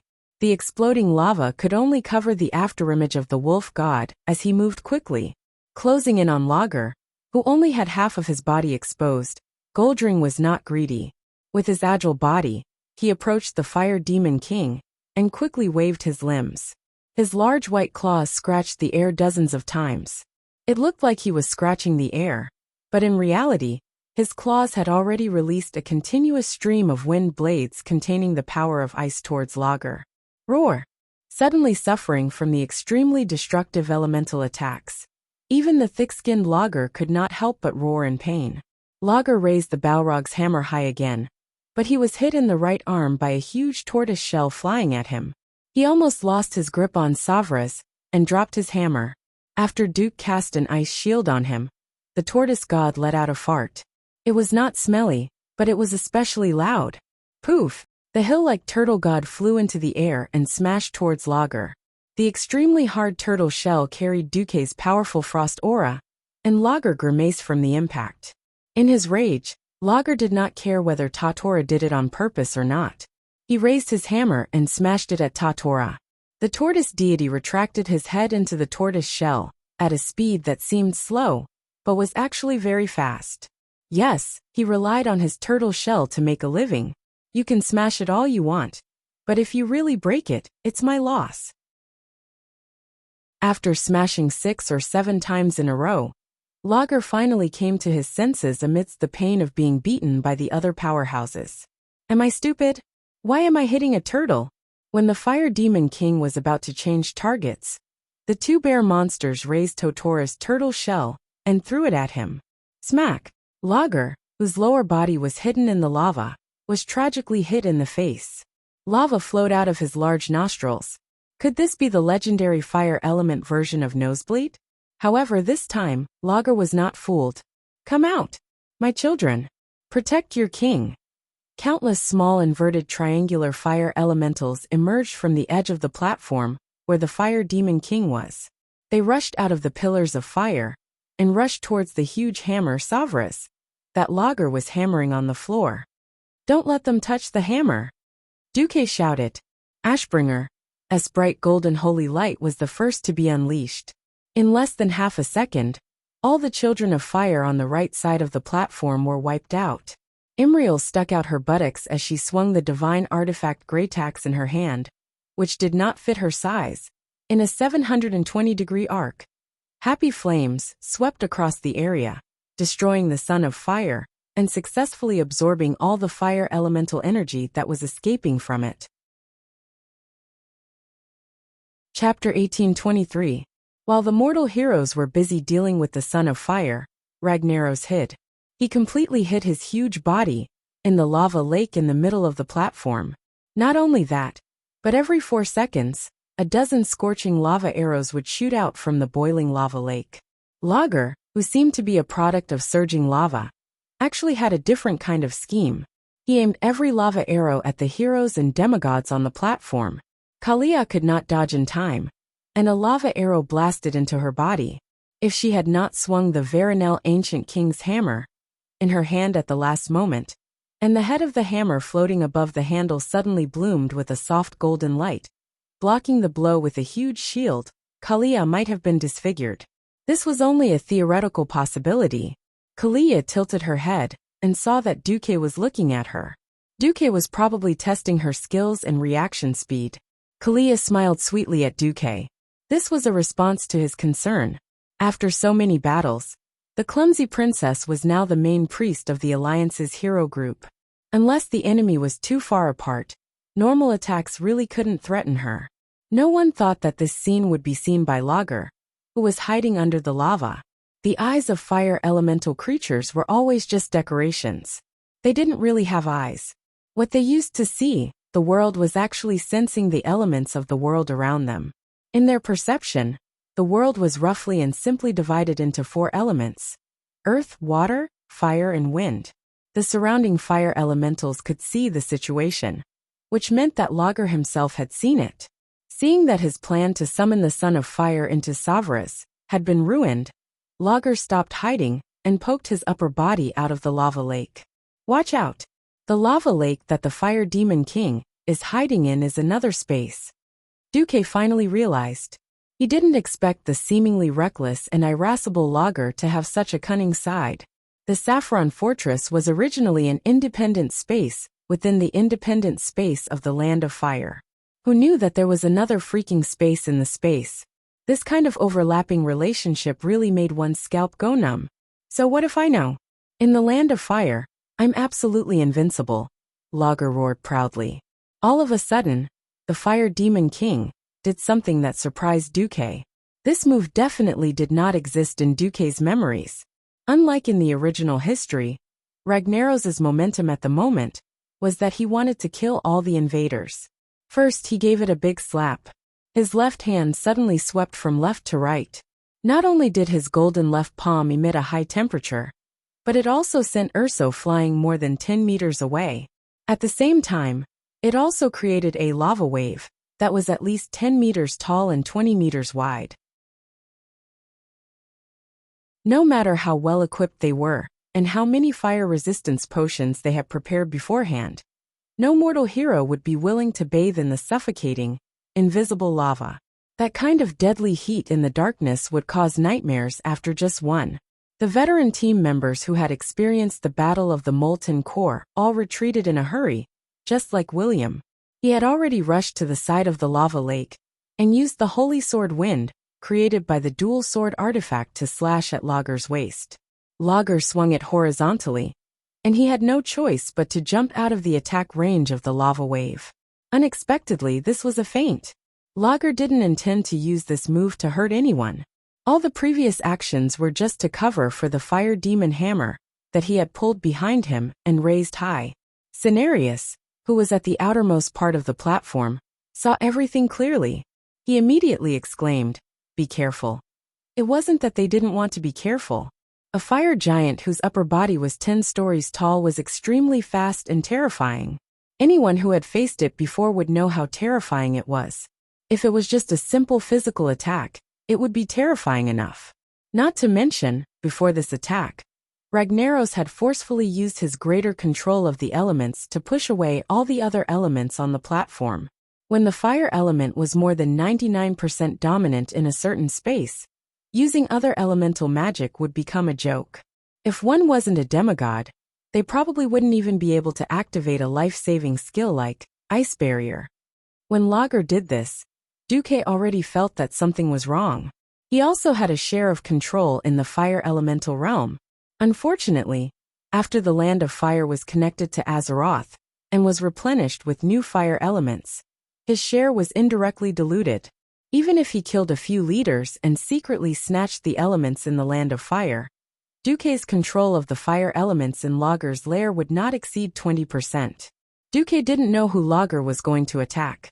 As a demigod of the magic net, who made a living by controlling elements, Duque's first priority was to seize control of the elements nearby. He regained control in half a breath, and it even reached about 40%. However, Lager's all-out attack had already arrived. At this moment, Duque finally realized that Lager's target was Kalia. In a team battle, get rid of the opponent's healer first. This was common sense, and there was nothing wrong with it. Duque also knew that if he were in Lager's shoes, he would do the same. However, when Lager's Savra's Balrog smashed towards Kalia, Duque was still furious. Lager. F***CKU. Time seemed to have stopped. At this moment, there were actually many people who ran over to save the situation. Ushik sprinted over, his bear-like body already flying into the air with his limbs off the ground. On the other side, William brazenly activated the warrior profession skill, Assist. His body turned into a stream of light and rushed towards Kalia. As long as he could catch up, he would block this attack for Kalia, even if he had to cross his swords to block it. However, everyone knew that both of them were half a beat too slow. Based on the attack speed and trajectory, the Balrog hammer would hit Kalia before they could. How was a human priest going to block this huge hammer that weighed more than 100 tons and contained a huge amount of fire elements? The answer was definitely that she couldn't. Just when everyone thought that Kalia's body would explode and she would die from this blow, Duque made his move. Pharaoh was never known for his defense. Even though Duque was a demigod, he didn't have the body to block Lager's full-powered physical attack. Duque had his own way of dealing with Duque. Unknowingly, his divine artifact sword had merged with his staff once again. A strange divine artifact spear turned into a gorgeous arc of light and pierced the bottom of Lager's Balrog hammer.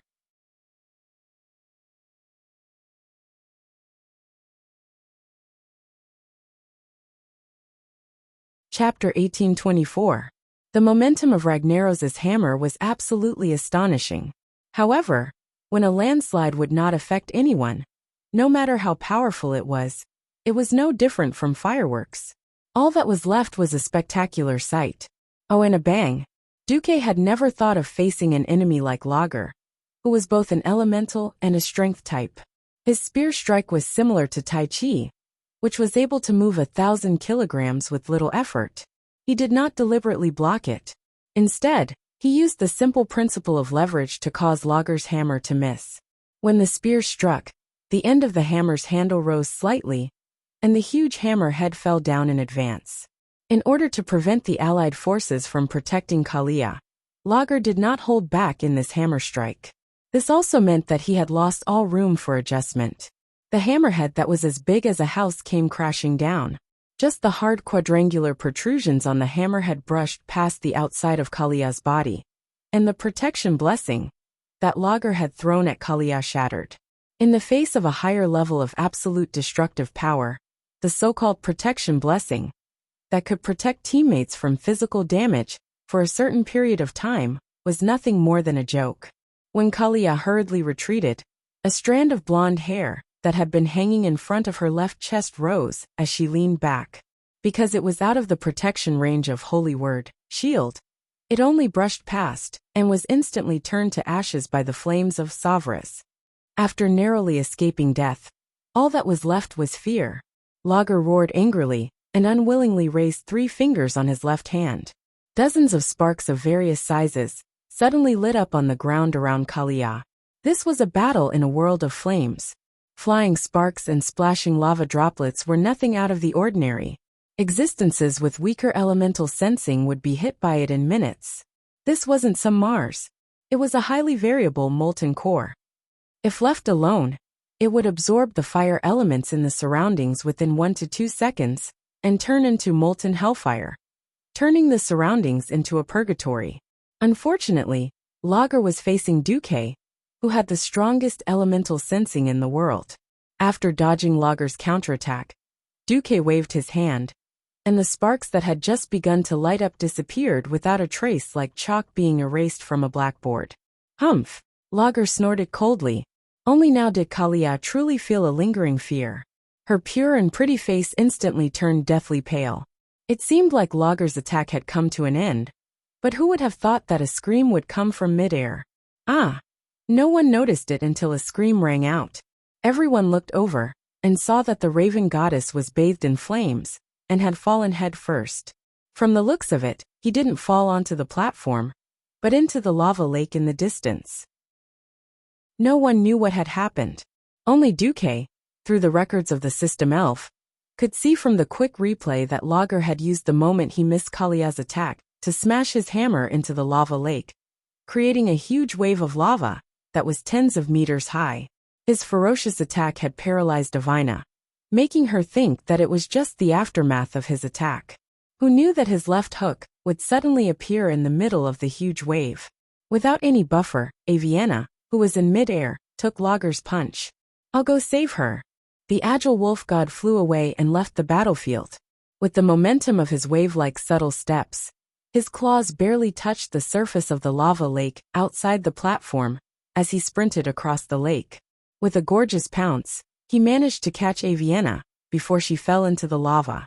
For a second, Duque almost wanted to warn Avienna, "Grow wretchedly and don't be reckless." No matter what, this was the first demigod that Lager had crippled. Soon, the second demigod that had retreated was born. No one had expected it to be Tortola. The turtle god also had his limitations. He was very strong in pure defense. What everyone had to consider was that his original body was a turtle. After leaving the familiar ocean and coming to land, his strength was slightly discounted.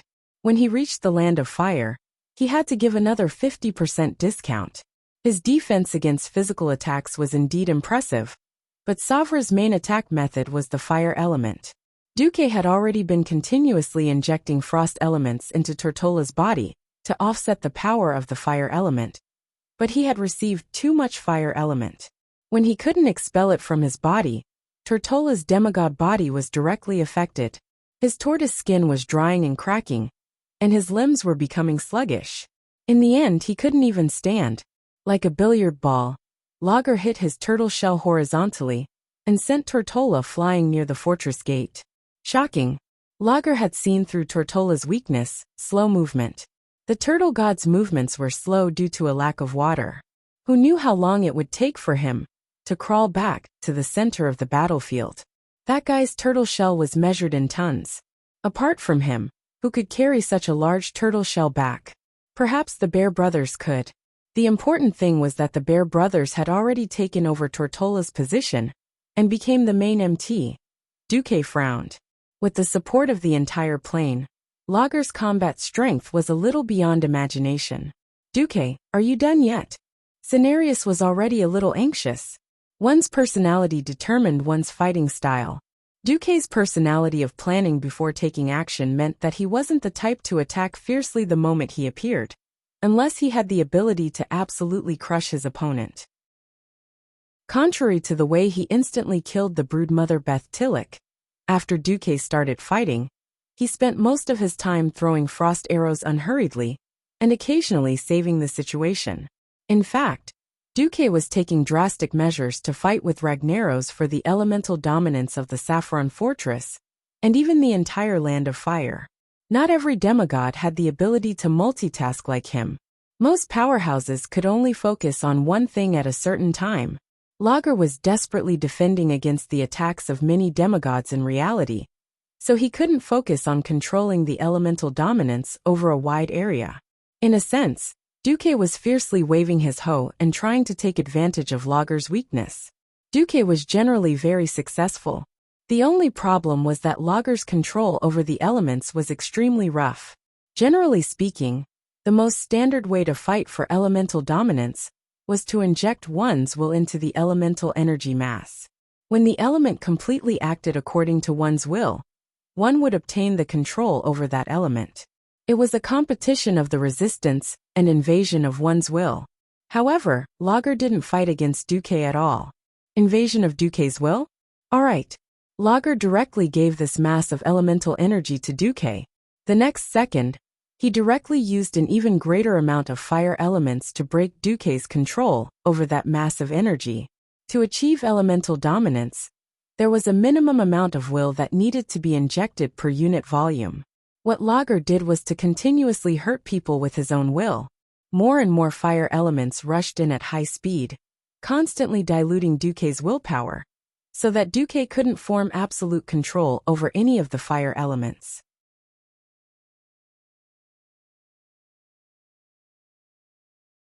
Chapter 1825. For a short period of time, Ragnaros was indeed able to effectively resist the invasion of Duque's will. He did not give up control of the fire elements. However, Duque's will never stopped invading.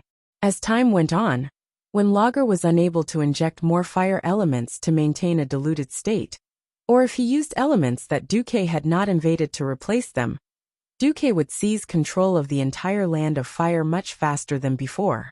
This was a classic double-edged sword. Lager was betting that he could get rid of Duque and his gang before Duque seized power. To be honest, at this point, Duque was no longer in a hurry. Lager's method was actually very much in line with his fiery temper. Pure fire element was like a one-shot attack. If he could not kill the enemy, he would die of exhaustion. In a sense, fire element was not very compatible with Duque's temperament. Duque was completely relying on his rich knowledge of thermodynamics as a transmigrator and the help of the system to snatch the meat from Lager. If it was just a simple battle between Duque and Lager, Duque might really be exhausted to death by Lager, who had more resources and the geographical advantage. Unfortunately, since Lord Lager loudly said that he wanted to burn the entire Azeroth to ashes, then don't blame the will of the planet Azeroth for sending a bunch of big shots to kill you. The 4 major elemental realms approached Azeroth and broke through the spatial barrier. In turn, Azeroth instructed Isra to resurrect more demigods to fight back. This was originally a counterattack in line with the will of the planet. As Duque began to suppress Ragnaros in the amount of elements in the land of fire, Lager was busy dealing with Duque and did not have the time to use fire elements to repel other elements. This also indirectly freed a certain demigod. Lager wanted to win quickly, but he was being too presumptuous. The demigod team had Cenarius, the super healer, on their side. Body-devouring flames, Ragnaros raised his hand and immediately covered 1/3 of the platform with flames. Several mortal heroes and demigods who couldn't dodge in time were bathed in flames. Tranquility. Cenarius raised both his arms and used a powerful healing skill to restore all of his HP back to full. Fiery world. Lager turned his surroundings into a sea of fire again. Tranquility. Meteor strike. Lousy still. Ning. Quiet. I don't care if Lager's moves are ever changing. Cenarius will just use tranquility to counter it. Who cares if I'm a poisonous healer or a real healer? In any case, the powerful natural healing skill had never stopped on any of the powerhouses. Of course, Lager knew that in a group fight, he had to kill the healer and healer first. After Kalia almost got into an accident, Ushik and User could be considered to have seen through Lager's thoughts. They did not do anything, but stood in front of Cenarius, ensuring that they could catch the sledgehammer with their bare hands. The 2 bear monsters had thick hides and flesh, and they were able to withstand Savra's attack, not allowing Cenarius to be injured in the slightest, nor was his spellcasting interrupted. These 3 demigods were not the only ones that Lager had to deal with.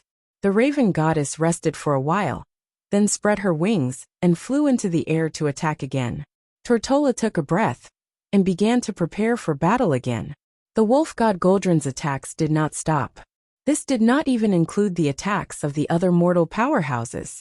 Thean Varian Hoof. These mortals wielding divine artifacts were not the least bit inferior to the demigods in terms of attack power. Lager wanted to use the Sons of Flames and Sons of Lava to deal with the mortals, but he helplessly realized that his underlings were no match for these mortals. Even without these big shots wielding divine artifacts, the other mortal powerhouses were enough to beat these small fire elementals into pieces. What was even more disgusting was Duque. As Duque's willpower spread through the fire elementals, Lager began to be unable to use the fire elementals to disperse the other elements into the surrounding space through the void. Using a high concentration of elements to disperse the other elements also meant that willpower had entered. Duque wanted to fight against Lager's willpower, so if Lager used his own willpower to fill in the gaps, wouldn't that be exactly what Duque wanted? Pure violence could not kill the demigods on Duque's side. Even if they were injured, they would not die. After a short while, even if they were on the verge of death, they would revive on the spot and continue to fight Lager. Lager felt a little powerless to fight for the control of the elements. As Lager's control over the fire elementals decreased, Cenarius, who rarely used spells other than the nature element, began to use ice element spells. As the leader of the nature element, Cenarius did not only know nature element spells. In fact, he could use many spells that were beneficial to the natural world. A torrential rain suddenly came and extinguished many of Ragnaros's flames. Duke, who had his hands free, summoned quite a number of ice barriers, and even huge ice walls. Any living meteors summoned by Ragnaros would perish as soon as they entered the range of the ice barriers. Unknowingly, the scales of victory were tilting towards Duque's Azeroth powerhouses. This time, Lager finally felt a great threat. He realized that even in his own lair, he would not be a match for these ferocious demigods in a head-on battle. An indignant roar reverberated throughout the entire fortress. Lager's roar shook the eardrums of every powerhouse. Bastards! Do you think this is the end? No. The land of fire is mine. All the fire elementals in this world are mine too. No one can steal my power. Despicable thief Duke Marcus. I'll fight you now. It seemed like Lager was ready to fight Duque alone. Unexpectedly, he was as ferocious as a tiger, but in the end he was a coward. Ragnaros actually used the gigantic Savras to sweep it horizontally, forcing back all the demigods and humans who were close to him. Then he dove into the lava lake again. However, this was not as simple as sneaking in to recover his HP. Instead, he was attempting to enter the most mysterious and heavily guarded independent space in the fire elemental realm. Without being disturbed by the outside world, he would focus on seizing control of the fire elemental realm from Duke. Oh no, that coward is running away. Although Duque had long expected that Lager would be a coward, he did not expect that this guy would actually want to run away in the third stage. Duque really wanted to yell, "Director! This villain is acting on his own instead of following the script." Fortunately, Duque is not alone. Behind him, there were many people doing odd jobs. When Duque held a tiche and used the power of space to block the entrance of the lava lake, where Ragnaros dived into, the other demigods exerted their strength. Briar and Bramble stretched out their huge claws, and their four bare paws directly grabbed the entrance that Lager was trying to close. They would not close it no matter what. Chapter 1826. Good job. Cenarius waved his hands and made a fishing gesture. A thick vine appeared out of thin air and flew into the middle of the lava lake. A vine that was not much thicker than a person's thigh was thrown into the churning lava lake that was at least 10,000 degrees Celsius. No matter how one looked at it, it was no different from throwing a meat bun at a dog. Under normal circumstances, everyone would be able to see this vine turn into a rope of fire. However, in a battle between demigods, it was never a test of form, but a contest of divine power. Be it energy or elements, there had never been absolute restraints. After obtaining the even more mysterious and powerful Titan force in the universe, everyone was even more clear that all the different types of elements were just different manifestations of energy. Under certain conditions, elements could transform into each other. If not for the fact that everyone had worked together to weaken Lager's vitality to a certain extent, and Duque had stolen a lot of Lager's elements while everyone was besieging Lager, Cenarius would never have let the vine, which had condensed most of his divine power, be thrown into the lava lake. The plant element was already at a disadvantage against the fire element. Now it was completely different. Even though it was a vine that was thrown in, Cenarius could completely feel that the lava would silently separate after touching his vine. It felt like what he had thrown in was not his own vine of life, but a real fishing line on a fishing rod. Around the fishing line was not the terrifying lava that could destroy the world, but ordinary clear water. It was as easy as fishing in a small river in the Grey Valley Forest. If Ragnaros, the Fire Demon King, was also considered a fish, then he must be a big fish. A super big fish. Originally, it was absolutely impossible to see one's own fingers in the lava. The Logia vine had no detection ability at all in there. Under the guidance of Duque's fire element spy, the vine that was connected to Cenarius' life and soul easily found Lager, who had not dived too deep. It smoothly tied a slippery knot on Lager's neck and directly pulled Ragnaros' body. "I caught him. Come and help." Cenarius yelled. Apart from Duque, who was still leaning on a tiche and focused on preventing the spatial rift from closing, almost all the demigods rushed to Cenarius' side. The turtle god Tatora arched his body and made his turtle shell the fulcrum of the vines. Xiongda and Xiong were the strongest. They grabbed the vines and pulled them out like a tug of war. Goldring's strength was not too weak. He bit at the very end of the vine and used all his strength to pull it towards the walkway leading to the platform. What was hilarious was that the demigod fire demon hunter Shaynox, who had been watching from afar, and was too embarrassed to do anything, or rather, he was afraid of angering Lager, his old master. But he also came to help. As the saying goes, everyone kicks a wall when it's down. Lager relied on his gigantic physique, which was at least 10 stories tall to begin with. However, there were too many demigods here. Apart from the Raven Goddess and Cenarius, who were slightly weaker in strength, the others were all demigods with decent strength. As the saying went, who could be blamed for challenging the entire world in a moment of excitement? With the combined efforts of the group of demigods, Lager could not even be a coward this time. He was directly pulled out of the final safe haven. "I'll separate him from the land of fire," Duque yelled. The involvement of Cenarius and the other demigods undoubtedly separated Lager's god. While Lager was busy struggling in the lava lake, Duque suddenly increased the pace of his attacks. Many mortal heroes noticed that the lava lake that Lager had dived into had started to cool down. Even though they could still see the golden light shining from below, the surface of the lava lake had undoubtedly started to solidify. It was a grayish-black color that appeared after volcanic ash cooled down. The next moment, Lager's gigantic upper body was pulled out of the lake. In the center of the lake that was starting to cool down, Lager discovered that he could not break free from the damned vines. So he simply broke through the rock wall and stepped out with one leg. Then he used the other leg. Before the lava completely cooled down and solidified, Ragnaros' entire body finally appeared on the platform. When his gigantic body was pulled out by the vines, Hoof exclaimed when she saw Lager's appearance. "Oh my god! Lager was actually pulled out by you guys in his underpants." It would have been better if she had not said that. Now that Hoof said that, the group of Alliance heroes burst into laughter. Back in the day, Lager's clone was so high-end and magnificent. His burly upper body, domineering bracers, armor and breastplate, the gigantic fire demon warhammer that seemed to collapse mountains every time he waved it, and his lower body was constantly spinning like a fire tornado.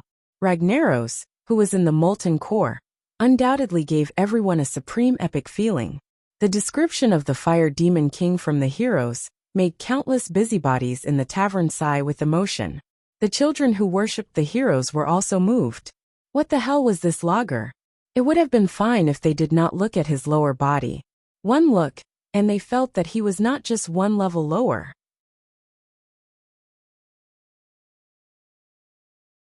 Although everyone could imagine that he was a humanoid creature with 2 hands and 2 legs, this Lager was only wearing a pair of short metal underpants, and his crotch armor was like a huge black iron anchor that was swinging around.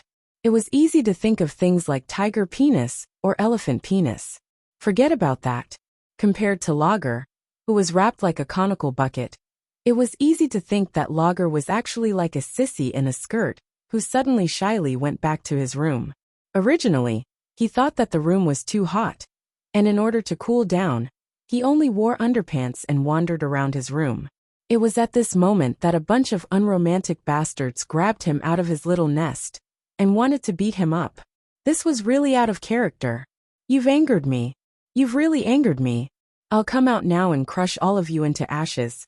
Lager's threat might sound powerful the first time, but after hearing it for a while, it sounded like the laments of a defeated dog. Hee hee. At some point, the mortal heroes had already started to surround him and sneer. All the demigods were even more eager to fight. If Ragnaros was connected to the land of fire and had endless elemental energy to replenish himself, perhaps no demigod here could defeat him. However, when no one called for external help and only used their own stored energy to have a fair duel, then there really were a few demigods who lived up to Lager's name. Son, watch Daddy's performance. It was not that Goldring did not mean to break his promise. It was just that he had suffered for a long time, and in a moment of excitement, he had forgotten.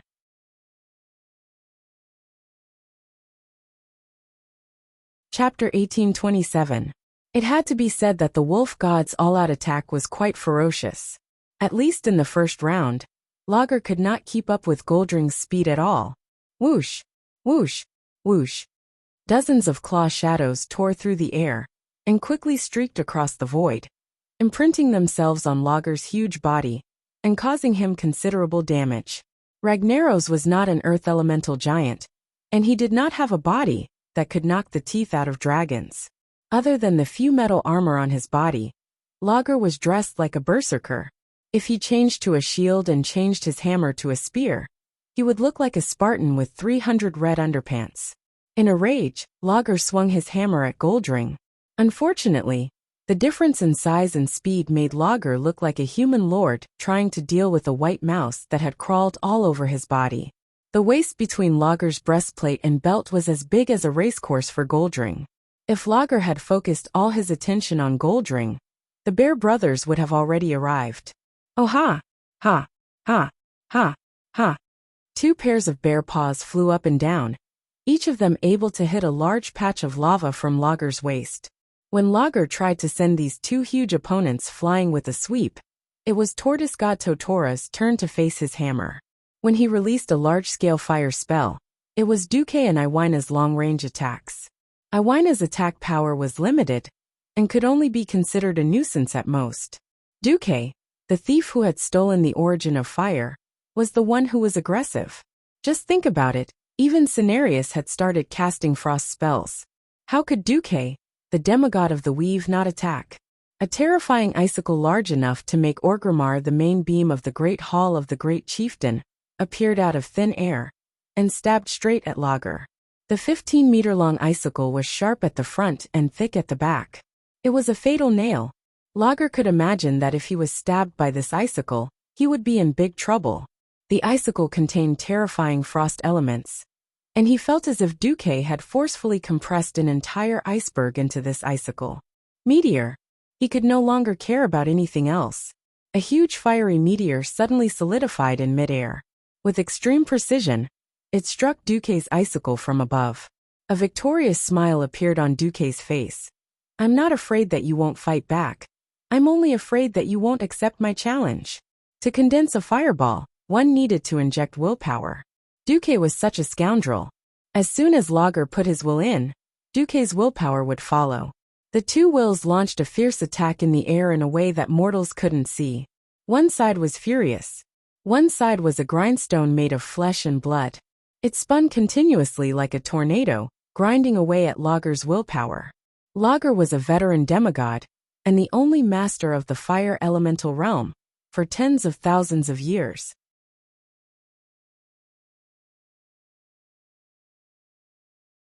His strength was unquestionable. Unfortunately, as the saying goes, 2 fists are no match for 4 hands. The icicles that Duque threw at him were enough to keep Ragnaros busy. Not to mention the demigod fire demon hunter, who was trying his best to please his new master, 6 gods of the wilderness, and more than half of the mortal hero group. Countless injuries were left on Ragnaros' burly and huge body. For a moment, he wished that his body was covered in armor. Then, he wouldn't have to suffer so many physical injuries for no reason. Right now he was like a water bag riddled with holes. Magma was gushing out from almost every corner of his body. In the past, the magma was just a part of his body that he constantly replaced. Now, it was his life force that would never return. Duque Marcus. Ragnaros let out the loudest roar since the start of the battle. He raised his Savra's warhammer high and bent his body backward. He didn't even notice that the middle finger of his naturally extended left hand was bitten off by Goldring. Lager was going all out. Right at this moment, the space that was filled with red and yellow was dyed with a more dazzling golden line. Duque disappeared. A mage's most common spell was Flash. For 99% of the mages in the world, Flash was only a spell used for escaping. Even after Duque transmigrated, it had been like this for a long time. This time, it was a little different. Between the afterimage that he left at the place where he used Flash, and the figure that appeared in the air behind Lager after he flashed, there was a thin golden line connecting the afterimage and the body. Only the top demigods who paid the most attention to the overall situation would notice that there was a hole in Lager's seemingly thick and hard black metal breastplate, a hole that could allow a human to pass through. Through this hole, the thin golden line continued to extend backward. It pierced through the northern wall of Sapron Fortress outside the huge lava lake, and even the spatial barrier of the Land of Fire. At this moment, on Duque's Song of Light and Shadow, there was a fist-sized crimson bead. It wasn't quite right to call it a bead, because those with sharp eyes, such as the crow goddess of Ina, were surprised to see that the bead was contracting and expanding like a human heart. It was pulsating. It was similar to the beating of a heart. If one was observant enough, they would notice that as the bead was pierced, its pulsation became slower and slower, and the pulsation became smaller and smaller. Cenarius couldn't believe his eyes. Ragnaros, whose chest had been pierced, finally showed a second expression other than anger. It was a look of horror and fear. Lager let out a scream that didn't match his usual deep voice. No, a very strange scene happened. He thought that as the king of fire demons, and the ruler of the Land of Fire, Ragnaros' death would be grand and heroic. Even if it was **T. It should be a big explosion. A mushroom cloud or something. Unfortunately, it didn't happen. When Duque stabbed Ragnaros with his sword, and took away the last 1% of his HP, Lager's death only melted like a candle under high temperature. The 10-story tall body turned into the most common form of lava in the Land of Fire. It began to melt and flow in all directions, flowing back into the lava lake through the holes on the platform. His pauldrons, breastplates, and bracers, which weighed at least 100 tons, all slid down along the melting body, and finally fell off the body of the king of fire demons. The earthworm-shaped runes on the equipment that were once shining dimmed. If it weren't for the huge equipment that still retained the appearance of the Titans, one would even think that they were natural scrap metal, and not the equipment of the once glorious king of fire demons.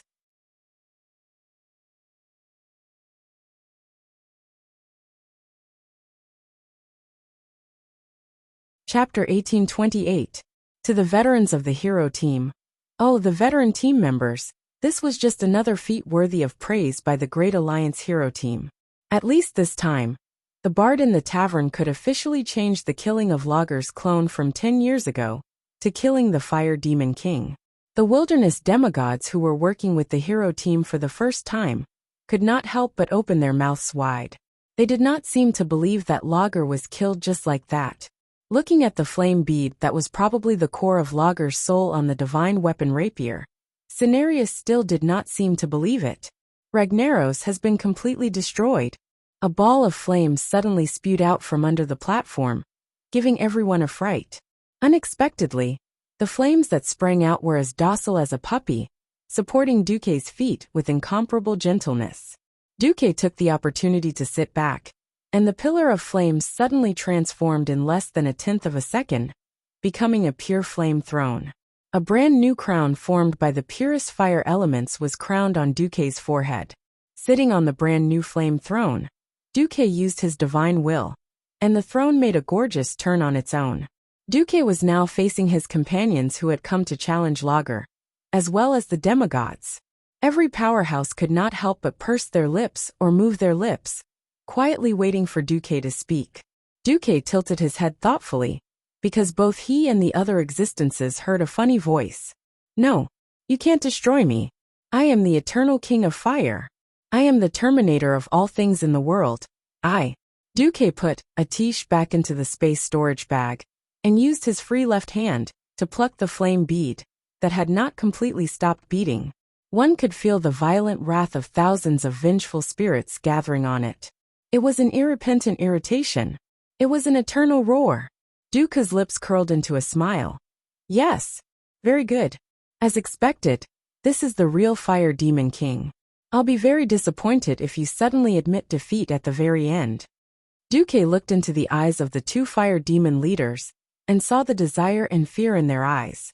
However, they quickly recognized their situation and bowed their heads deeply to Duque. As traitors, all the fire demons had complicated feelings.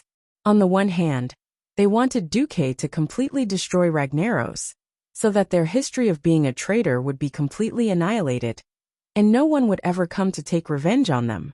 Majordomo Executus, who was well aware of the balance of power, knew that if Duque spared Lager's life, it would be a standard imperial study.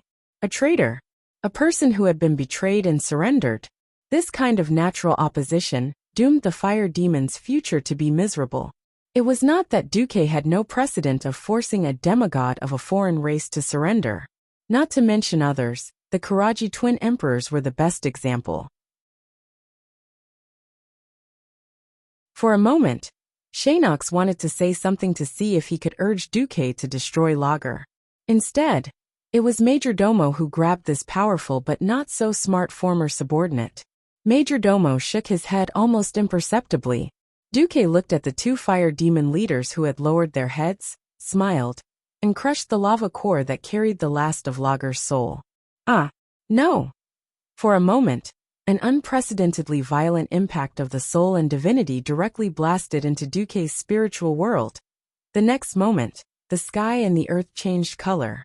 The lava at the bottom of the platform, the ruins around Saffron Fortress, and even the lava that splashed on the surrounding walls, all dimmed at this moment. It was very obvious that the temperature of the air began to drop. Even without Duque's ice shield, the temperature of the surrounding environment was still unbearably high, but the terrible pressure that could destroy everything at any time was gone. In a broad sense, the Land of Fire was a very vast place. After the Land of Fire overlapped with planet Azeroth, it occupied at least the entire southern foothills of Mount Hyjal. On the defense line close to the north, a large number of low-level and mid-level fire elemental creatures were crazily attacking the defense line formed by Guardian Hyjal, the Night Elves, and the Dalajan Mages. Unlike the casual leveling at the beginning, as the Land of Fire further integrated with the world, the stability of the space brought more mid-level and high-level fire elemental creatures. In fact, the defense line was already tight in many places, and was even broken at one point. It was all thanks to the elite mages and mages sent by the Dalajan Mages to retake the position. Suddenly, all the fire elemental creatures stopped attacking. They could not even fight back in the face of the allied army's attack. Not only the fire elemental creatures, but all the soldiers of the allied army, who had a certain level of elemental perception, felt an inexplicable throbbing in their hearts. Be it the allied army or the fire elemental creatures, they all turned their heads and looked towards the south. In the impression of mortals and fire elemental creatures, the Land of Fire was always a world of jumping and violent activity. There were erupting volcanoes everywhere, and rivers of lava would suddenly appear across the land, attacking other fire elemental creatures. It was a place of intense combat that was countless times more brutal than the law of the jungle. However, what entered their eyes now was a world filled with bright colors, but it was peaceful and still. From an incredibly intense and dynamic scene, it had turned into a world that was almost still.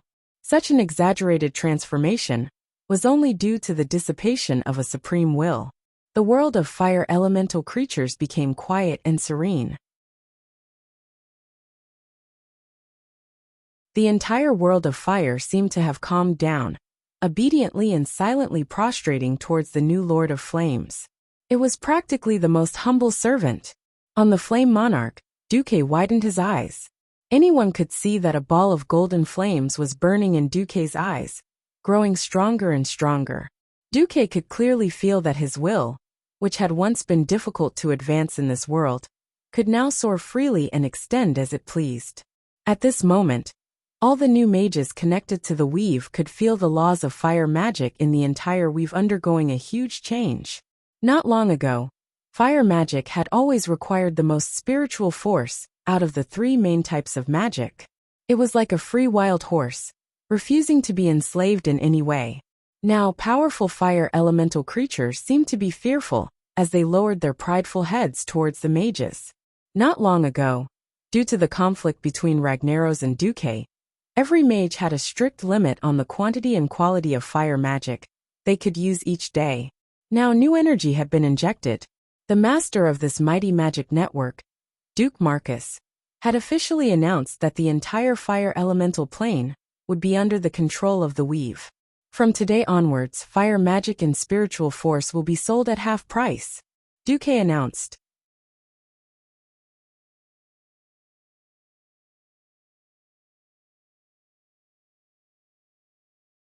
Chapter 1829. Whether it was the mages on duty far away in Northrend, the various posts in the Eastern Kingdom, or the mages at the front lines of Mount Hygel, they all welcomed Duque's policy of having the price of mental strength for fire magic. All along, the destructive power of fire magic had been the undisputed leader among the three elements. But in this life, because Du had led a team to fight against Ragnaros' clone in the molten core, and created the magic net, the use of mental strength for fire magic was much higher than in history. Unfortunately, there was a limit to the number of times it could be used. Now that the price of mental strength for a fire spell was halved, the cost-effectiveness of fire magic was far higher than that of ice and arcane magic. It could be imagined that from today onwards, there would be more followers of the Five Fireball Church. This was just the benefit of selling themselves to Pharaoh for the magic net. The greater benefit was at the defensive line of Mount Hygel. I know that the mages at the front lines have made outstanding contributions and great sacrifices in order to protect the world. As the new master of the Land of Fire, I allow you to contract these fire elemental creatures as you wish, as long as it doesn't exceed your own mental strength. Duque's announcement sent the entire Dalagen into another kind of uproar. The development of magic changed with each passing day. Ever since the battle at the Molten Core, the Dalagen mages led by Duque had greatly strengthened the spell, Summon Water Elemental. The summoned water elemental creatures would improve along with the master's strength. Of course, the main reason was that as the master, the spellcaster had greater control. Another important reason was that Duque had negotiated a mutually beneficial deal with the Haitian water elemental. The Haitian water elemental would summon its people and compatriots to respond to the summons of the magic net mages. So in this life, Pharaoh's water elemental was definitely stronger than the hordes. Everyone knew that Pharaoh could summon water elemental creatures. As long as the summoning was not cancelled, the water elemental creatures would follow the mages around. Let alone attack. They would even be quiet decorations until the mages gave the order to attack. However, mages never had a spell like Summon Fire Elemental. It was awkward just thinking about it. Pharaoh, who was an ice mage, could find a water elemental pet. As long as he paid a small amount of spiritual energy, an ice mage could even let the water elemental pet stay by his bed as a guard while he went to sleep. The water elemental was not annoyed. If you wanted to perform, it would quietly watch you act cool. If you wanted it to beat someone up, it would shoot frost arrows. If you wanted it to be a bodyguard, it would beat up whoever beat you up. The water element was so useful that the majority of fire mages couldn't accept it. Fire mages would eat their own food. This kind of misery could only be experienced by the fire elementalist himself. For a long period of time, be it the Alliance or the Horde, they used ice magic more than fire magic. There was no other reason. The survivability of the ice element was much stronger, and it was very useful. Now that Duque had taken control of the land of fire and become the master of the fire elemental realm, the entire world of magic seemed to have been turned upside down. It wasn't that there were no fire mages who wanted to use fire elemental creatures as long-term summons. Those imaginative Dalajan pioneers even tried to enslave the summoned fire elemental creatures by imitating the warlock's method of enslaving demons. The results were terrible. Fire elemental creatures not only consumed more of Pharaoh's spiritual energy, but more importantly, fire elemental creatures were extremely irritable. If they were unhappy, they would rather self-destruct than listen to a mere mortal's orders. It was this characteristic that made enslavement of the fire elemental essence an unstable, semi-forbidden magic that made it so that I would rather perish than let you off. Of course, it wasn't that fire elemental couldn't be summoned. For example, the shamans were very good at this. Through the fire elemental totem, they could summon the fire elemental for a short period of time to help fight monsters. Short-term summons were different from long-term bodyguards. Moreover, in reality, the shaman's ability to summon fire elemental was extremely limited. They would first contact the fire elemental realm with their spiritual energy, then humbly ask for the fire elemental's help through spiritual communication. Under normal circumstances, the fire elemental totem would be effective. But the fire elemental could ignore you. This meant that the fire elemental totem in this world wasn't very effective in actual combat. Unless it was a radiant moon mage with extremely high spiritual energy, very few people would enslave the fire elemental. Even if there were people who used it, they would mostly use the fire elemental as bombs or walking self-destruct soldiers. Duque's order for the fire elemental to submit to mortals was a completely subversive move. Using their own spiritual energy to attract the fire elemental and condense it into a fire man couldn't possibly have its own will. How could the summoned fire elemental fight? Summoning elemental creatures required constant expenditure of spiritual energy. But conversely, the summoner didn't have to worry about every attack of the elemental creatures. How could one fire elemental compare to two fire elemental creatures? In previous battles, the fire elemental would be at the front, while the mages would drink tea at the back. For a moment, the pharaoh at the front line of Mount Hygel was full of ideas, and all sorts of new tricks were developed almost instantly.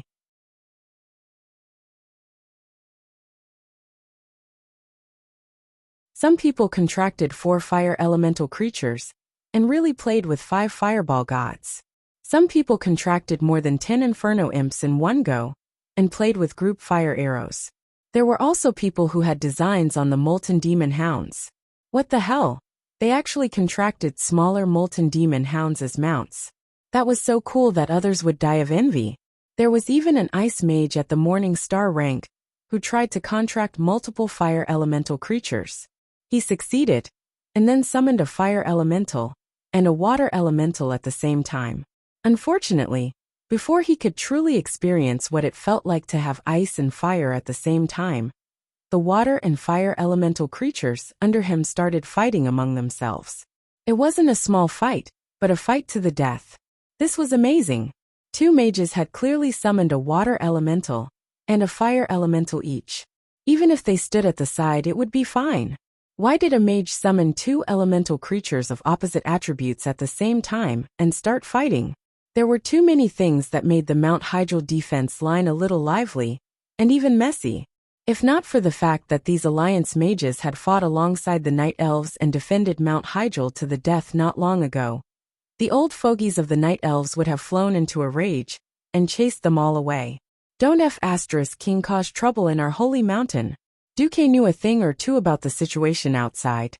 He didn't have time to care. It couldn't be helped. If he killed Ragnaros as an outsider, the fire elemental creatures wouldn't think much of it. Then the fire elemental creatures wouldn't think much of it. Even if Duque and the rest killed all the fire elemental creatures in the entire land of fire, it wouldn't matter.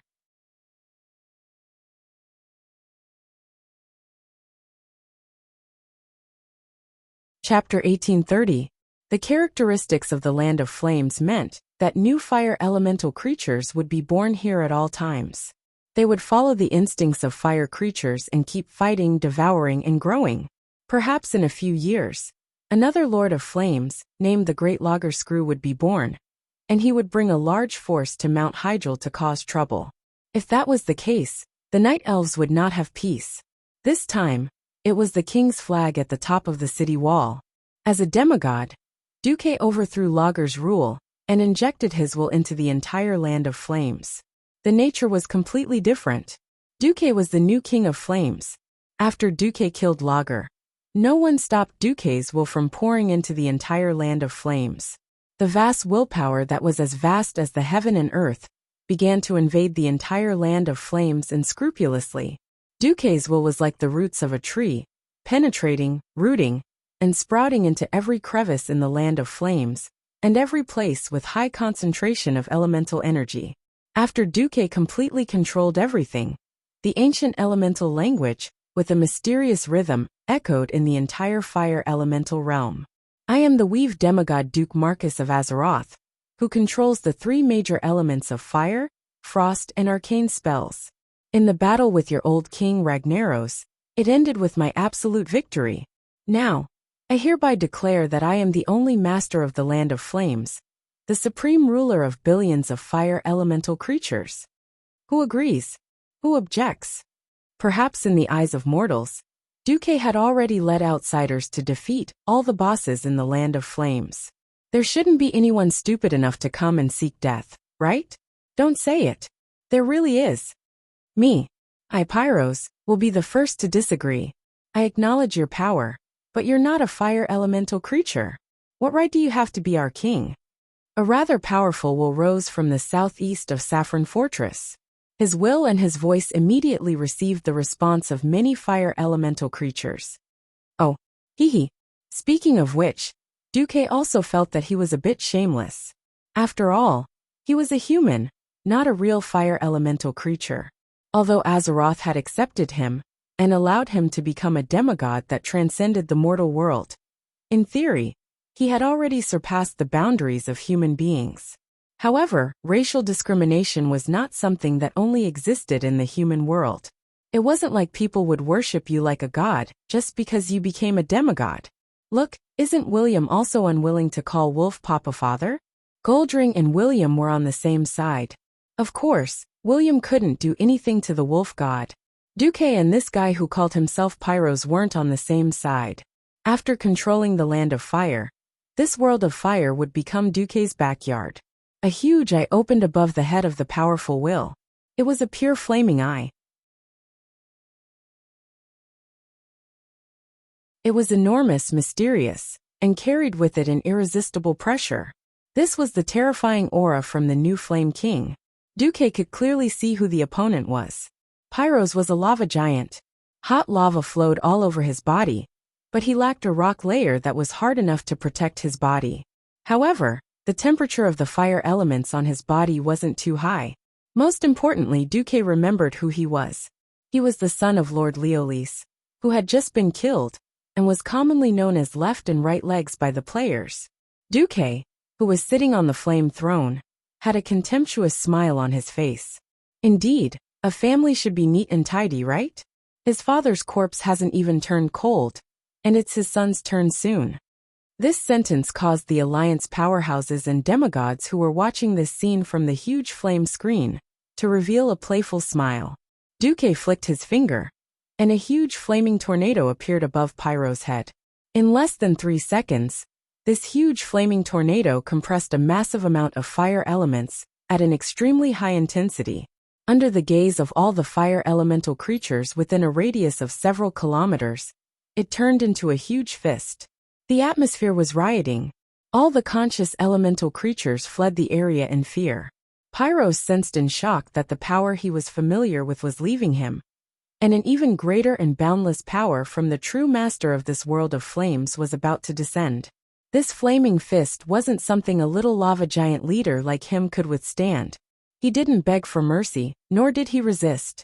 He just stared blankly as Duque's uncontrollable power dominated and took over the surrounding space. That's right. Duque was showing off his prowess. And he was the chicken, that Duque killed to show the still untamed fire elemental creatures of this world. Asterisk boom. Asterisk the huge flaming fist finally descended. This wasn't a simple physical attack, but an elemental bombardment through and through. A thick pillar of fire that would take 30 people to wrap their arms around connected the ground, where Pyros stood with the endless flaming sky. This rather powerful lava giant leader, who should have survived until return of the Legion, before dying. Just like that, his soul and body were reduced to dust in this fiery land. Just like that, Lord Riolis's lineage disappeared from the history of the Land of Fire forever. More flaming eyes appeared in the sky of the Land of Flames. They used their sharp gazes to sweep across all the fire elemental creatures on the scorching land. As the flaming eyes blinked, a sharp voice rang in the ears of every fire elemental creature. Who? Who else? Who disobeyed the rule of the new Lord of Flames, Duke Marcus? Is it you? Is it you? Or is it you? As if he was calling names, Duque sent His Majesty and will down on the heads of the relatively powerful second-tier leaders. The mother of Nightmare Spider Bestarak was dead, but that didn't mean that the entire Nightmare Spider race was wiped out. Under the mother of Nightmare Spiders, there was actually a group of powerful Nightmare Spider Lords, and the most outstanding among them was Jurixia. When Duque's will descended on her head, her 6 legs almost instinctively turned to jelly. She knelt on the ground on the spot, and curled up into a ball. Jurixia of course obeys your rule. I am a servant who serves the Supreme Lord of Flames, Duke Marcus. Very good. Duque's voice came from the flaming eyes. As a powerful Nightmare Spider who obeys me, I grant you the title of Nightmare Spider Mother. But there are other powerful Nightmare Spider Lords. Her grievance only lasted for a second. Suddenly, within a few kilometers of her territory, 5 or 6 miserable screams came at the same time. Those were the final cries of the Spider Mother, who was at the same level as her. Enemies who used to be at the same level as her were instantly turned into ashes. The new Lord of Flames, Duque, was actually so powerful.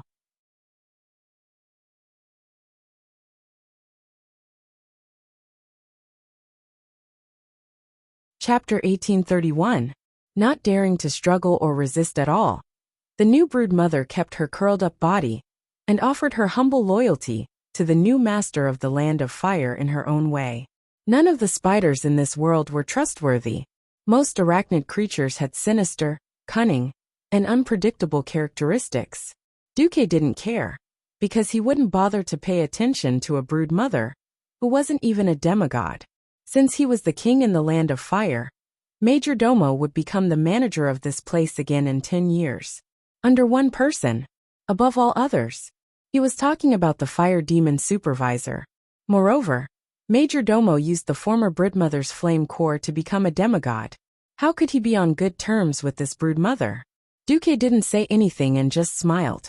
He used to think that all the masters in the fire elemental realm had been wiped out. Now he realized that he was taking things for granted. If he didn't control all of the fire elemental realm, he wouldn't have known that Smodron, who was supposed to be one of the 4 elemental lords in the original history, was actually quite powerful at this point in time. He wasn't in the narrow scope of the Land of Fire. Instead, he was near Grey Valley. As a lesser lord, he restrained his subordinates and didn't let too many fire elemental creatures rush into Grey Valley to set it on fire. To the Great Supreme of Fire, I, Smodron, offer my loyalty. The fire elemental lord who looked like the gatekeeper, Belloc, knelt on one knee before the huge Eye of Fire. Don't you dislike me because I'm a human? Duque's booming voice came from the Eye of Fire. In my eyes, fire elemental creatures are no different from other creatures. That's why I've always opposed Ragnaros' plan to destroy the entire world of Azeroth. I lacked the strength to fight against him, so I exiled myself to this remote place. Smodron was speaking the truth. The fire elemental density in his territory was obviously far less than in Logger's lair. Of course, if he had been recruited by Logger earlier, he would have been lying on the ground like the other stubborn fire elemental lords, and even his flame core had been dug out and devoured. Duque was quite satisfied with this guy. Very good. Come to my throne room, and I will grant you your rightful place. A huge door of flames opened in the void. Smodron did not resist and walked in directly. When he came back to his senses, he saw Duque surrounded by a group of fire demons and a group of demigods. Without much to say, he knelt down on one knee and swore his loyalty. The ceremony was completed. In terms of pure strength, Smodron was definitely the strongest among Duque's fire element subordinates. First come, first served. Duque had to give the loyal majordomo a higher status. For the time being, apart from Duke, majordomo and Nox were ranked second, and Smodron was third. Majordomo was ranked first in the fire elemental world.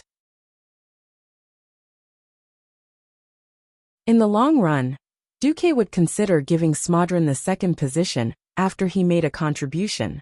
This was a check and balance, as well as a test of strength. But that was a matter for the future. Dominating the land of fire, and becoming the king of one of the 4 major elemental realms, Duque's value would definitely rise. Considering Duque's characteristics as the pharaoh, it was not hard to imagine that he would definitely attack the Tidehunter's water elemental realm. But right now, everything was unknown. Attacking the land of fire was not only to help Mount Hyjal, but also to help the world of Azeroth. Duque could feel the gratitude from the half-asleep will of Azeroth. Since Duque killed Logger and got the biggest benefit, he was too embarrassed to take the rest of the spoils. Duque did not know what was going on with the mortal equipment in Logger's hands. In any case, Logger was dead, so he just dug out a bunch of mortal equipment from Logger's lair like a treasure chest. Kale that speculated that this might be the equipment of the Titans who imprisoned Logger. No matter what, this batch of equipment was definitely the best batch he had encountered so far. Arethar's Eye of Flames was an epic longbow with a unique design of flames. The huge handguard on the bow also functioned as a gauntlet.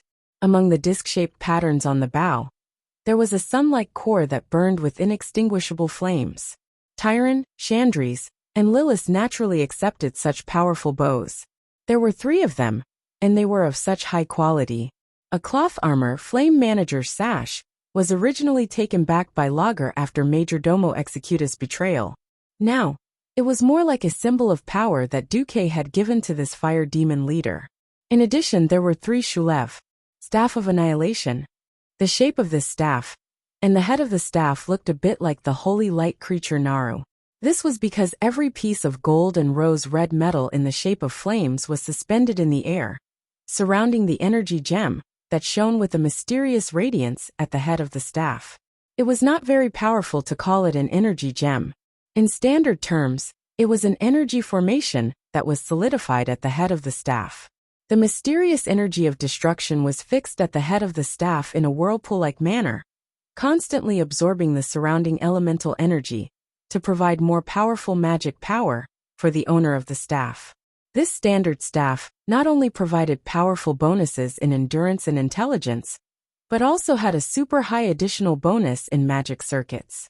It was no exaggeration to say that the increase in magic power far exceeded the total magic power of a radiant moon mage. Only Breaking Dawn archmages and demigods like Duque could use this staff. There were 3. One was given to Kai, one was kept for Jaina, and Duque took one for himself as a souvenir.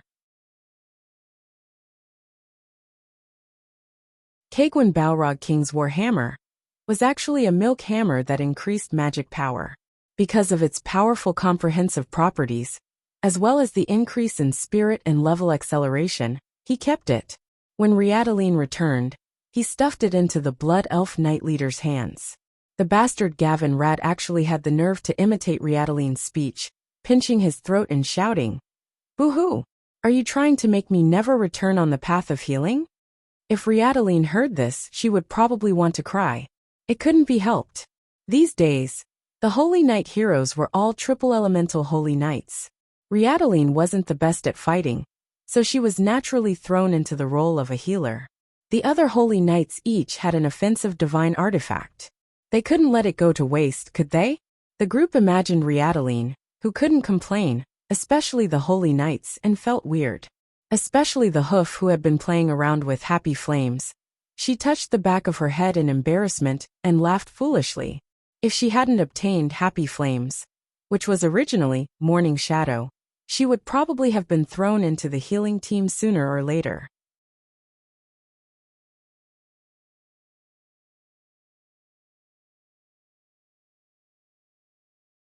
Chapter 1832. Here. Let's give this to Riataline too. Let's comfort her. Duque took out the two-handed hammer Savra's, hand of burning annihilation, and prepared to give it to Riataline. As the war hammer that Lager had used before, this weapon had a rather impressive foundation. Even though the war hammer had shrunk to a size that could be used by humans, due to the lack of a massive amount of fire elements, it was a completely different concept in the hands of a true powerhouse. However, William objected. Magni will eventually return.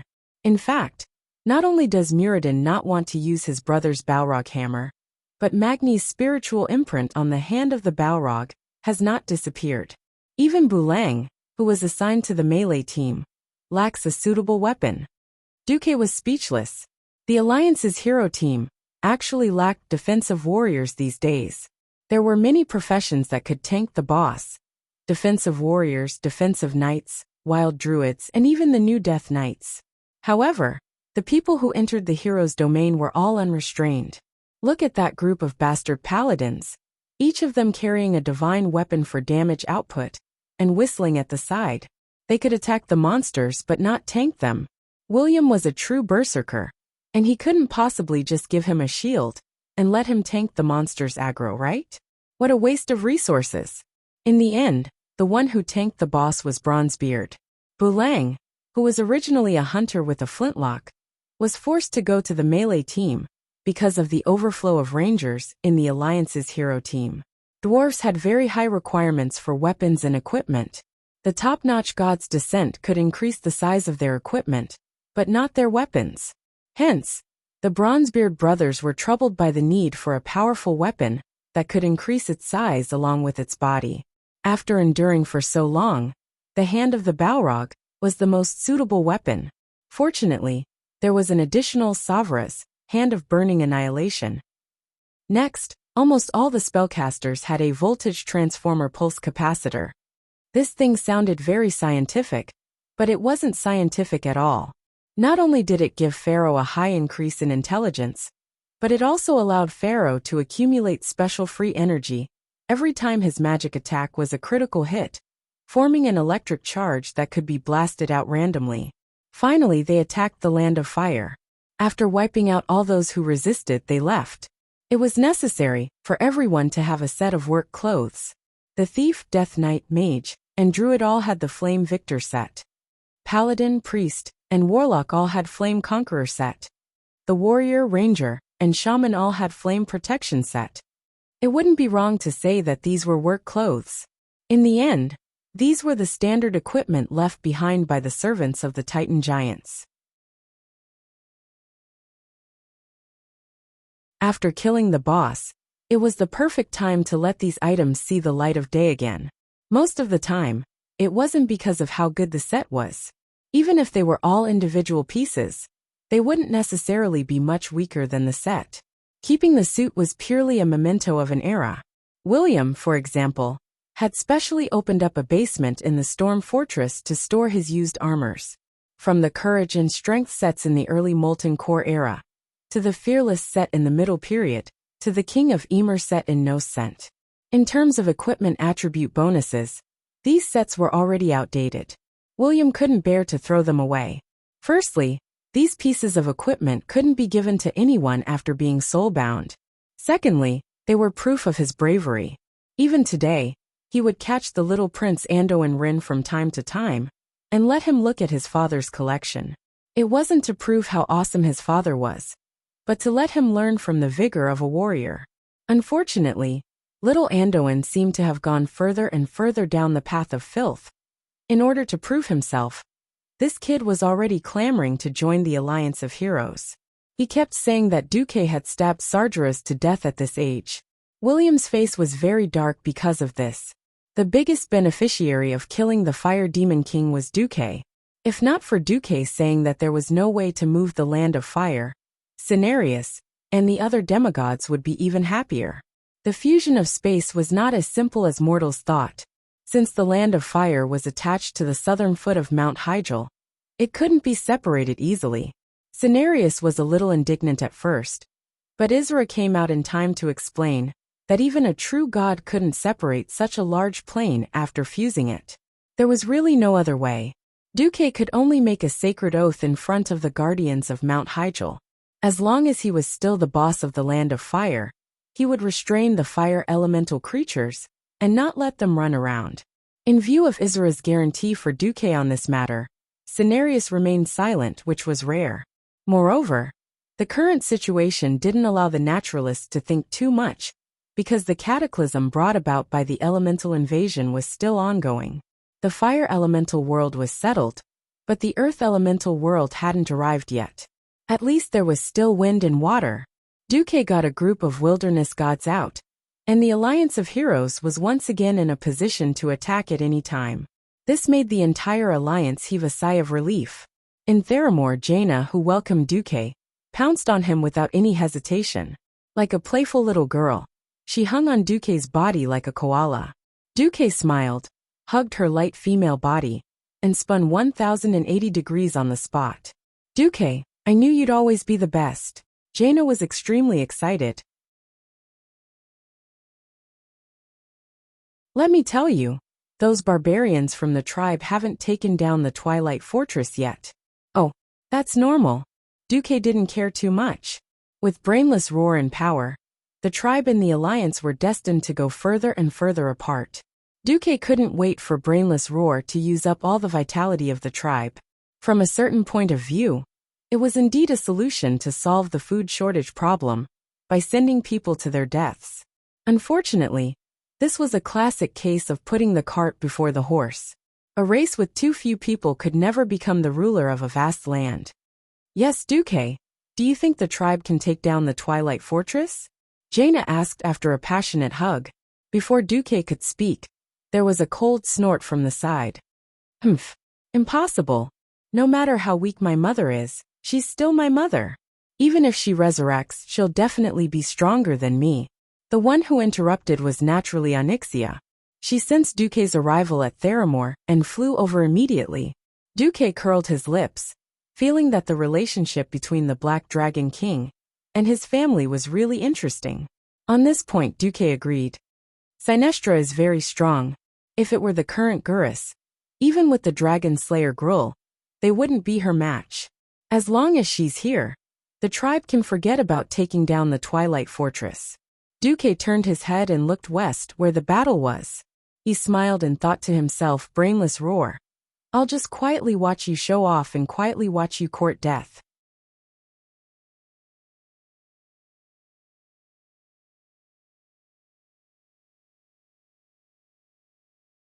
Chapter 1833.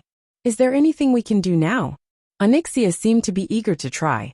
Basically, we just wait. But since I'm back, you can go to the Dragon's Slumber Temple in my place. Duque gently hooked the Black Dragon's little nose. Is there a fight? The Black Dragon looked up. Are you asking if there are weaklings for you to bully? Alright, there are. Duque smiled. Even the Black Dragon blushed a little. Alright, since it's Master's order. Duque turned his head back. How are things on their side?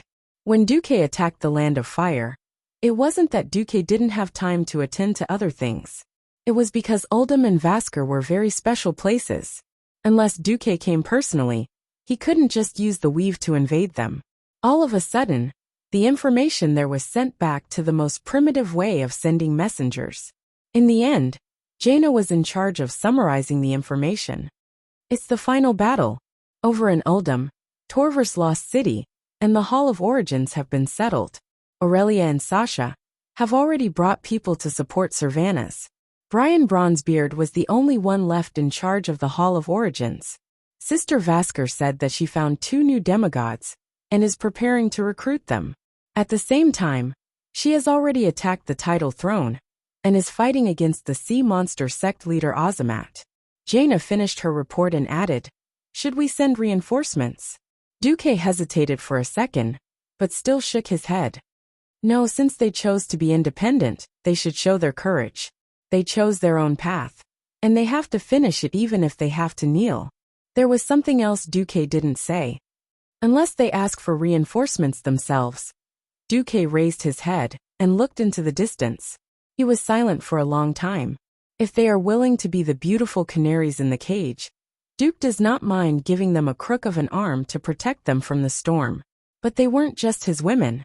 They were also great heroes who shouldered the fate of the elves and led them into the future. Perhaps it was because of this persistence that the Windrunner sisters' beauty was so extraordinary and captivating. Jaina asked softly, before the Stonewall continent merges with Azeroth, is there anything else we can do apart from providing disaster relief and restoring production? Duque shook his head. Wait and hope. Duque really didn't interfere. If Queen Syriana couldn't deal with Al-Akir, who was known as AWOL Trash, and Vashj couldn't deal with the sea monster Suzerain, then how could he expect them to block the Burning Legion's attacks in his territory again and again in the future? Deep into the night, Duque was still anxious. Through the portal, Duque took out a large stack of reports from the Alliance and started to deal with them in the study room that Jaina had left for him. Every queen has her own bedroom and study in her own palace, or in her own summer palace. This was a form of respect and an honor. Duque accepted it very calmly. Hundreds of mages' eyes were reviewing the reports, and even more mages' hands were flipping through these reports. Just like that, Duque lay comfortably on the armchair behind the desk and let his spirit browse through the massive amount of reports. This wasn't something a human could do. Fortunately, Duque was no longer immortal. Knock knock. There was a knock on the door. Come in. Even without asking, Duque knew that it was Onyxia at the door just from the soul connection. It was rare that the Black Dragon Princess actually came, wearing a high-slit cheongsam tonight. The slit that reached to the waist showed the vacuum state under the cheongsam. A dignified dragon, but walking like a cat. She climbed over gracefully and went under the desk in front of Duque. Well, it was one of the daily dragon taming lessons, dragon spitting pearls. For Duque's convenience, Onyxia even made a pair of interesting black dragon horns on her head, which could be used as handles. There was another knock on the door. Jaina, who came in on her own, glanced at the humanoid black dragon princess under the desk. Without saying anything, she simply came up and waved her finger, and the pile of files was moved away by 2 additional hands of magic. Hey, Duque, I miss you. Faced with his beautiful disciple, Duque put on a serious face. Well, it seems that it's been a while since I discussed the academic problem of the reactions of different individual magic circuits in joint situations with you. Jaina winked. Master, please enlighten me. So, Duque changed from Hors to Ors 7. While Duque waited for the progress with his mount in his left hand, and a certain queen in his right hand, the Horde's attack on the Twilight Fortress finally came to an end. After all the hardships and the loss of almost 400,000 Horde soldiers, the elites led by Garush finally faced the last leader of the Twilight Fortress, the great traitor Gujar. If Gujar were still a simple 2-headed ogre, Brainless Roar probably could have cut him into pieces on his own.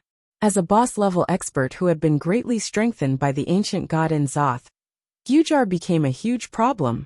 Corruption of the ancient god, corruption, acceleration, corruption plague, corruption, distortion corruption. Absolute before him, everybody had to face a cruel test of willpower. The skill betrayal tempted every weak-willed warrior to worship Gujar on the spot and raise their battle axes to their companions a moment ago. The corruption of the ancient god, on the other hand, forced him to become a fallen one through all kinds of dark methods. When the corruption reached the 2nd level of plague, he couldn't help but vomit, causing shadow damage to all his companions who were sprayed by the vomit.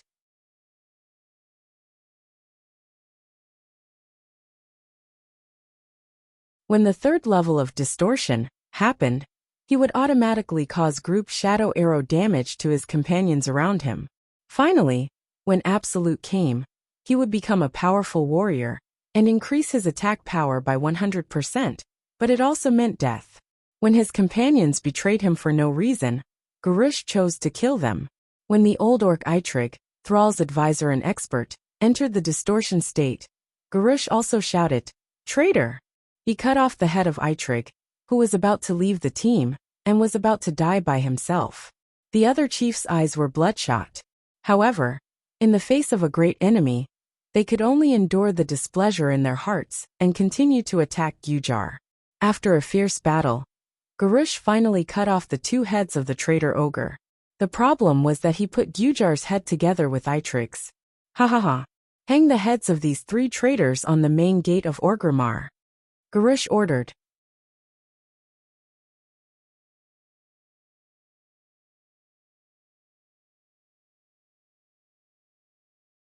Chapter 1834.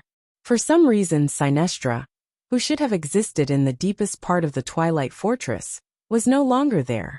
From this point of view, it could be concluded that the Horde had finally won the war at a heavy price. But Garush's actions had undoubtedly completely ignited the conflict between him and the other chiefs. No, Eitrigg is definitely not a traitor. Everyone saw that. It was Google's vicious skill. Are you saying that a warrior profession can use shadow arrow? Wajin roared, and he opened his arms fiercely. I didn't ask for your opinion. Trolls. Garush said contemptuously. I agree with Dworkin. Eitrigg didn't want to attack us. Dranos stood up, his burly figure even more oppressive than Dworkin's slightly thin figure. Garush was not happy. He pointed his left hand at the tip of Dranos' nose, almost poking the forgotten leader's nose. Shut up. I don't need a dead man to influence my decision. It was I, Garush Hellscream, who led the Horde to win this war against the traitors. I am the only one who will be the victor of this war. Remember, dead face. In the Horde, only the winner has the final say. After saying that, he fiercely slapped the strong pectoral muscles on his chest, making loud banging sounds. Sparse cheers could be heard from the surroundings, but even more people were silent. Garush's I deeply stung everyone present, not only the tribal chiefs, but even many of the elite beastmen who were clustered around the periphery felt that the word was rather harsh. Next to him, Cain, who was covered in blood from the battle just now, strode over regardless of the wounds on his body. The huge totem pole slammed into the ground, making a deafening noise and raising a lot of dust. Garush, what did you say? Are you saying that you are the only winner? Then what about the hundreds of thousands of soldiers sacrificed for this battle? Were those orcs cannon fodder? Were more than half of our Tauren trolls and Forsaken warriors just stepping stones for your prestige? The Tauren chief, who was as huge as a hill, stood in front of Garush, looking down at the great chief who was shorter than him. Garush already hated the feeling of having to look up to someone. Unexpectedly, Cain was so angry that he sprayed saliva in Garush's face. Any qualified leader with a bit of political sense would never say something like this. However, the reason why Garush was called the Brainless Roar by many alliances was because of his 5 IQ and his personality of speaking without thinking when he was angry. Garush's first reaction after being spat on was to punch Cain in the bull's mouth. It was a powerful, swift, and ruthless left hook. Every tribe leader present saw that the old bull's slightly long face had been beaten until it was deformed. Even the muscles on the right side of his face had received a fierce blow to his gums. At least 3 of his teeth had been knocked out. His huge teeth flew out of his mouth along with the stench of blood. The old bull was a bit stunned. Then, words that made him even angrier rang in his ears. It was Garush's terrifying declaration. Pay attention to your identity. Cain, you Taurens are just vassals of us orcs. The tribe will always be decided by the orcs, and I am the great chief of the orcs. I am also the great chief of the tribe. Those who don't listen to the great chief's orders can die. Cain looked up and was shocked to see Garush making a throat-cutting gesture at him with his thick right thumb. Long-term injustice. Long-term suppressed anger. The humiliation he had suffered during this period of time. Everything was like a volcano that had been suppressed to the extreme and had to erupt. It erupted in Cain's heart. If the Taurens were a race that Thrall had conquered in war, perhaps Cain would choose to lower his head. But that wasn't the case. The tribe used an integration system similar to the Alliance. In the tribe's declaration, the status of the various races was equal. Even though the orcs in the tribe were numerous and powerful, allowing the orcs to occupy an absolute ruling position. The tribe's declaration did state that other races could challenge the great chief's ruling authority. At this moment, Cain could no longer care about anything else. The Taran chief pulled out the flag on his back and threw it in front of Garush. According to the tribe's tradition, I, Cain Bloodhoof, request to challenge you for the position of great chief. Come, if you really think you are the tribe's #1 warrior, then accept my makara. Garush's face turned green and then red.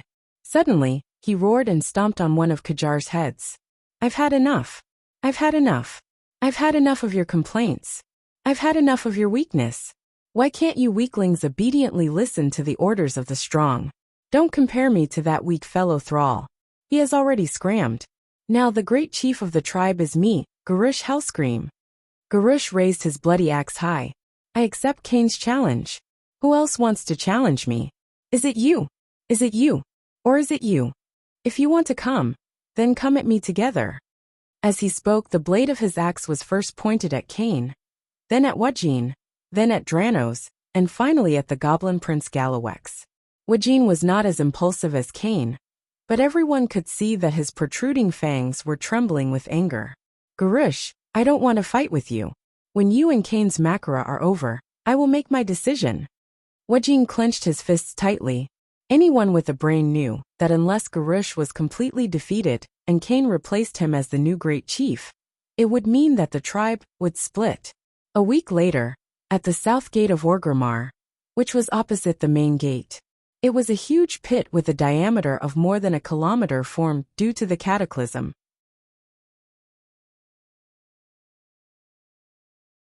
Tens of thousands of tribal warriors formed a huge circle, and at the bottom of the pit were the challengers and the challenged of Makara. Cain was the first to shout, Garush, I will defeat you. Under your leadership, the tribe will surely be destroyed. Ow ow ow. Garush brandished his sharp axe. First he roared at the sky, showing everyone his amazing lung capacity. The wild and primitive roar even suppressed the sound waves of tens of thousands of people for a moment. Then, the young orcs from Nagran burst into even more enthusiastic cheers. This was their idol, the strong orc that they dreamed of, the role model. No matter what, the one who could lead them to victory was a great hero.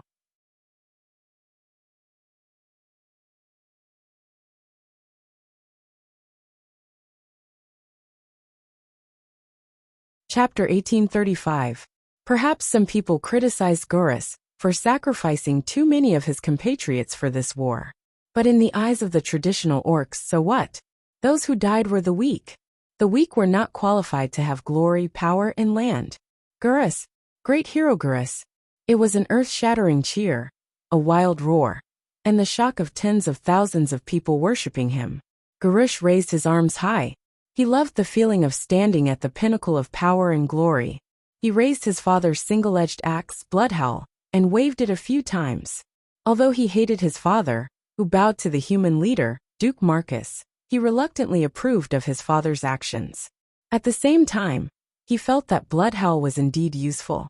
Of course, he didn't feel anything about his father using a knockoff version of Bloodhowl that he had gotten from a certain demon prince in Karazhan after someone gave him a family heirloom axe. As for feeling the so-called fatherly love, the brave orcs didn't need fatherly love. At least that was what he thought.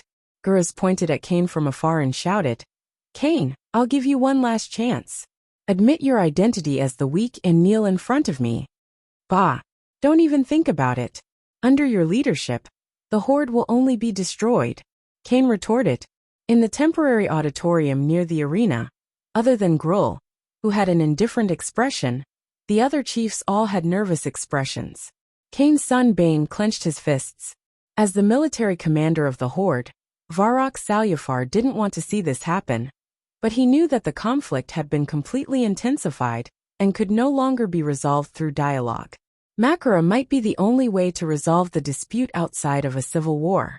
With a deep sigh, the white-haired old orc commander raised his right hand high and put it down heavily. I declare that Cain Bloodhoof's challenge to Gurus Hellscream's Makara begins. The taller and bullier Taran chief was undoubtedly the strongest MT of the horde. Ever since Sar led the orcs west to the Kalimdor continent, Cain had been active at the forefront of the war. Since the famous Battle of Mount Hygel, his majestic figure had been imprinted in the eyes of every horde powerhouse, and he had never retreated. His bravery and strength were obvious to all. In fact, as soon as the battle began, he completely overwhelmed Gurush. Bang! With the exact same fierce charge, the two warrior heroes turned into a stream of light that was hard to be seen by the naked eye, and crashed into each other in the middle of the arena. It was the same move, but it was a clash without any fancy tricks. Naturally, the stronger side would win. Facing Cain, who weighed more than a ton, and also had innate divine strength, Gurush was sent flying. Today in the duel, Cain did not use his favorite totem pole. Instead, he used a long axe that was more suitable for his hands.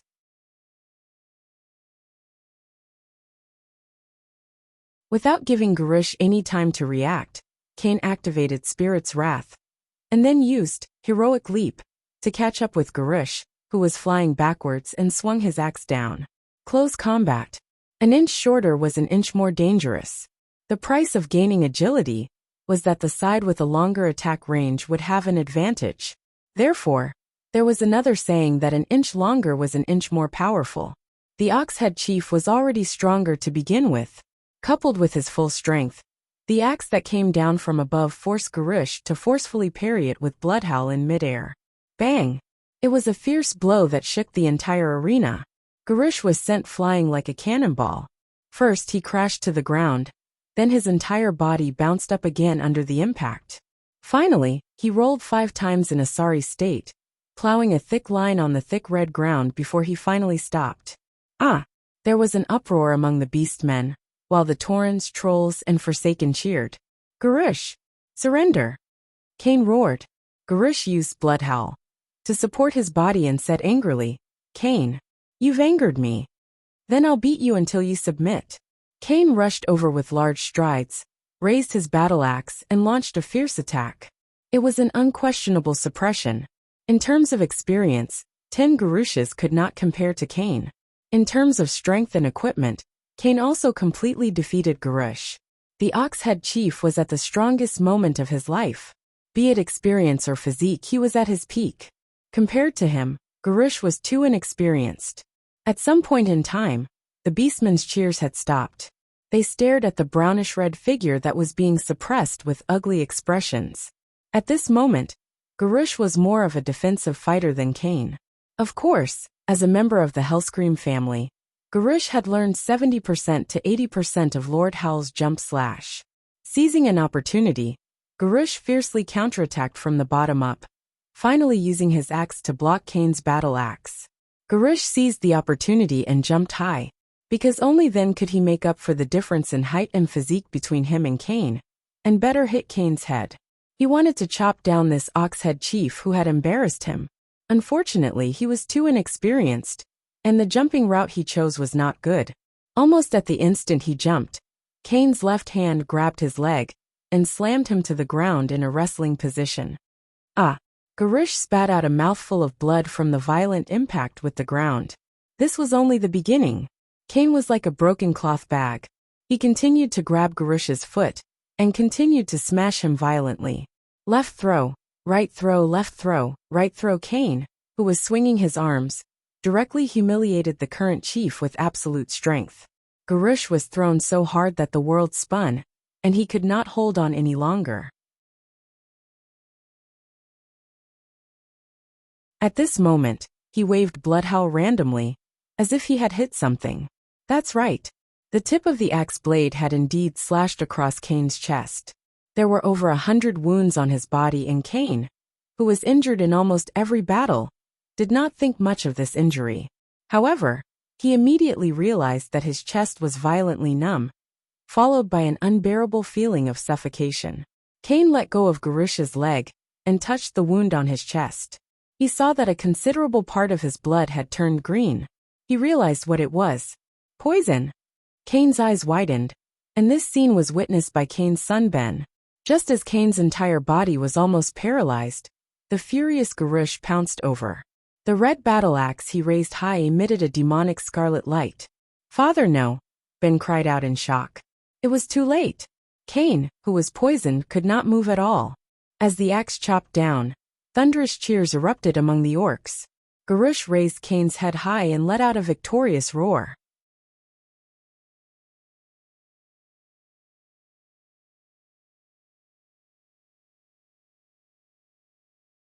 Chapter 1836. Not many people could understand what had just happened. Because of the distance in vision, everyone only saw that Cain was indeed suppressing Garush, but at the last moment, Garush directly killed Cain.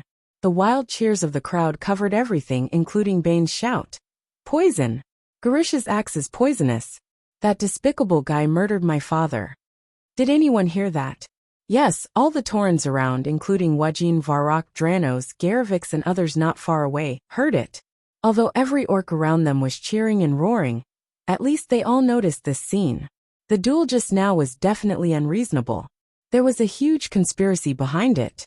Delano jumped off the arena and flipped over Cain's body, while suppressing the unhappiness in his heart. He immediately saw the green venom on Cain's chest, and the strange green color on the edge of the great chief's blood roar. Wajin stared at this scene. Then he suddenly turned his head and shouted, Varrock Salyafar. Wajin called out a name. He not only called Varrock, who was the notary, but also the warlord who held the core military power of the tribe. Only Varrock was qualified to declare this a shameful makara, and only he could redress Cain's grievances. Varrock's mouth squirmed for a long time, but in the end, he could not spit out a word. Declare this duel invalid? Easy.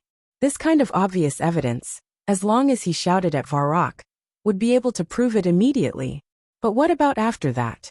Garush was bound to be despised by the entire tribe. And then who would lead the tribe? There was no talent in the tribe who could be the great chief. Although Garush was reckless, he at least killed the traitor and won. Except for him, no one could suppress the current young orcs. Perhaps it was a mistake to let him continue to be the chief. But who would dare to say that they would be able to lead the tribe out of this desperate predicament? Wajin. No, his identity as a troll was a huge problem. He could not suppress these young orcs. And although Garush had a bad personality, his personal strength was definitely the best in the tribe. Unless it was Gruul, no one, including Woking, could beat him in Makarali. Thousands of thoughts flashed through his mind. In the end, he sighed and lowered his head. Workin understood, and he did not blame Varrock for his choice. There was only endless sorrow. He turned around and walked past Bane, patting the next leader of the Tauren tribe who had witnessed his father being murdered. One day, we will make Garush pay for this blood debt. Without waiting for Bane to respond, Wajin left the dueling field. The poison was not done by Garush, but by Magatha Grimtotem. But that was no longer important. That night, Garush decided to hold a banquet in Agrima, and hung Cain's head on the city gate. Everything was blamed on Garush. That same night, Woken found Varrock, took out an oath written on wyvern skin, and declared to him, From this moment on, I, Woken, on behalf of the Darkspear Trolls, officially declare our peaceful departure from the tribe in accordance with the terms of the declaration made with Chief Sar. If Garush chooses to advance, we, the Darkspear Trolls, will wait for the war in the Echo Islands. Of course, you can also raise your axe to me at this moment, and I will respond with my spear. Varrock was stunned, his lips trembling. Is this necessary? You have made your choice. The Darkspear Trolls have also made their choice. That's all. Without accepting any persuasion, Woken left Varrock standing alone in the chieftain's hall. What was even more shocking was that almost immediately after, Dranos also found Varrock. The Forsaken have announced their departure from the tribe. No, this is not true, you are. I used to be an orc, and you used to be my father. But I am already dead, and the dead are not qualified to have the same rights as the living, are they? Garush didn't think much of me anyway. But I am now the leader of the Forsaken, and I have to be responsible for my people. So be it, father, if you can't stay. Welcome to Winterspring. Or like our chieftain's father, Grom, you can rely on Duke Marcus. For you, that is also a good choice. Ignoring his father, who was completely speechless, Delanos used his ice-cold body to hug his father, who still had blood flowing and body temperature, then threw down an oath and left proudly. That night, the goblins and Taurens also announced their departure. Garrawek said in his sharp voice, "I don't mind owing people money, but I really mind being owed money. The tribe owes me too much money, so I can't pay it back. Garish doesn't want to pay it back at all, and wants my life. The Rustwater conglomerate is finished with the tribe. You want the Rustwater conglomerate to return to the tribe? Yes, pay us the money you owe first." Ben said resolutely, "This is an unfair duel. The Taurens do not recognize Cairn Bloodhoof's glorious death. The Taurens have no intention of fighting against the tribe, but if the tribe chooses to attack Mulgore, the Taurens will fight to the end at Thundercliff." Overnight the tribe fell apart. When Varrock handed the 4 contracts to give up the tribe's identity to Garish, who woke up with a hangover the next morning, Garish lost his temper on the spot. "Betrayal! This is a shameless betrayal. Who gave them the right to betray the tribe?" Garish flew into a rage on the spot. Varrock was unmoved.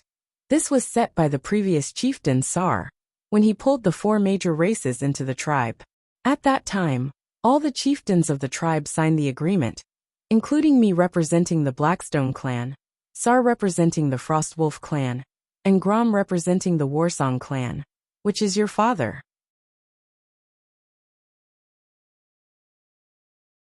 Back then, every chieftain agreed that all races were equal and had the right to leave peacefully as long as the tribe was not in a state of war. Garish clutched his slightly painful head. "Isn't the tribe in a state of war now? Who ordered it to be lifted?" "It's you, chieftain. After you killed Cairn Bloodhoof, you personally announced this decision in front of thousands of orcs at the banquet last night," Varrock said in a deep voice. Garish's face suddenly turned red. He did not admit his fault, but instead vented his anger on the few chieftains. "In any case, abandoning the tribe without permission is betrayal. I want to punish those who dare to leave the tribe behind my back." Garish waved his bloody roar. "As the chieftain, of course you have the right to declare war. Remember, if you do this, it means that you are declaring war on the 4 major races at the same time, and they are very likely to fall to the Alliance. The most important thing is that we neither have a ship to the Echo Islands nor enough food to support an army of more than 100,000 to attack any other race." Varrock retorted coldly.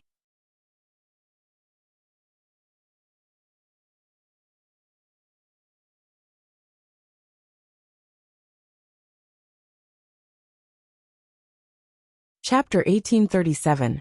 By the way, the Kodo, which was the best at carrying things, had also been brought back by the Minotaurs. The Horde could only rely on hard labor, or use war wolves to pull the carts. Garish was stunned. "Didn't I order for the barren lands to be hunted?" Varrock said. "The barren lands don't have enough prey to support an army of 500,000. Even if the Great Rift Valley is an oasis, it won't do. In the later stages of the game, our hunters would have to travel more than 50 miles to hunt every day. To put it bluntly, the Alliance was waiting for the Horde to start a war."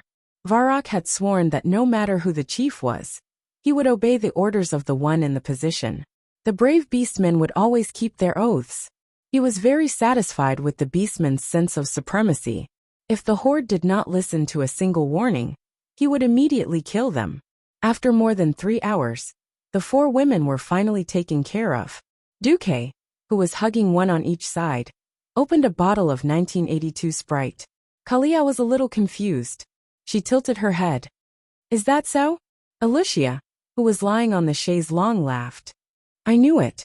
In the business world, Duque, what you've been doing all this time is stealing raw materials. If you really want the Horde to be good, you should do what we did to help Kalia. Not only should we buy raw materials, but we should also build railways and factories in the places of production. We can also improve the local industry while doing fine processing." Garish was furious that the 4 leaders had left without saying goodbye. He did look down on the other races, but that did not mean he did not enjoy the pleasure of commanding them. "Everyone?" Jaina was stunned. "But would the beastmen dare?" "Hee, the Horde has endured long enough." For 12 years, Duque, who had been advocating cooperation between the Alliance and the Horde in public and in private, finally admitted his attitude towards the horde in private for the first time. After Gurush came to power and tore up the trade treaty with the Alliance immediately started a Cold War. Duque opened a portal and went to several places. He dragged Kaliao from Lordaeron, Alicia from South Sea City, and Tyron from Mount Hyjal. Even worse, he could not find a place to rob even if he wanted to. Actually, it was not as if there were none. The most prosperous places in Orgrimmar were Azhara and Grey Valley. Ha ha ha. Good news. Great news. Dooku was beaming with joy. Such a big event. We should find everyone to celebrate. Most of the time, Gurush felt that the Tauren and Trolls were troublesome races that only gave him complaints about not being able to live. When they did leave the tribe, Gurush immediately became angry again. The irascible Gurush did not give up and asked for several methods, all of which were mercilessly rejected by Varrock. When Varrock reported this to Gurush, the great tribal chief flew into a rage.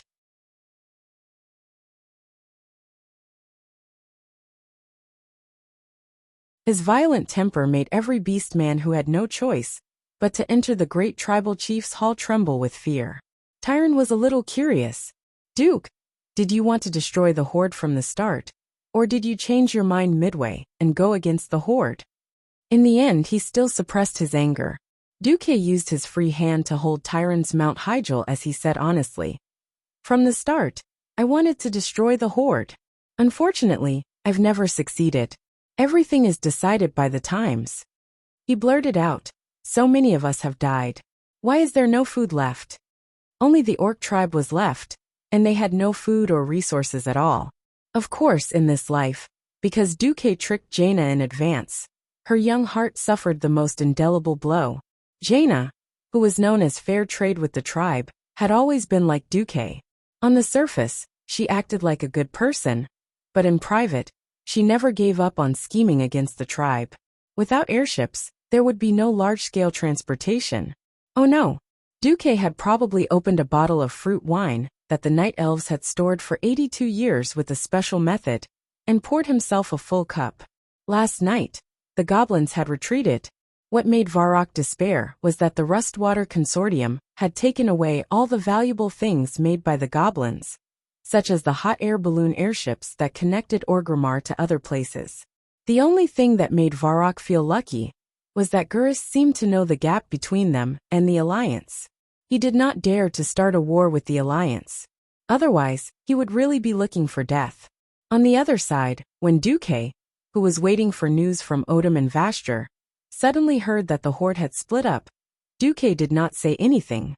He hugged Jaina happily and spun a few times on the spot. This was because she was the one that Duque had tortured the most. Almost every inch of her skin was planted with strawberries.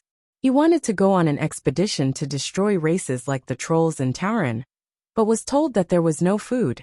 This surprised him. Haha, I couldn't hold it in. Ha ha ha. Duque pretended to be stupid. Varrock said coldly, "Great Chief, we need food to fight a war. Our methods of transporting and storing food are too backward.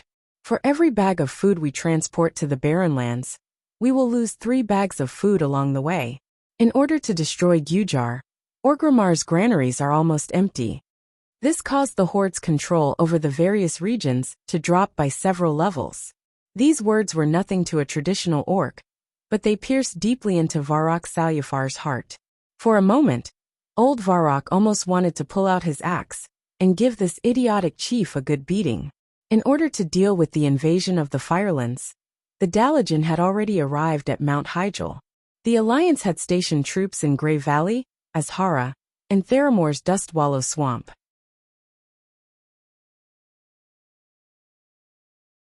Among the 4 women, Jaina had the most complicated relationship with the horde in history. Before Theramore was hit by the magic bomb, focusing Rainbow, Jaina had a very long honeymoon period with the horde.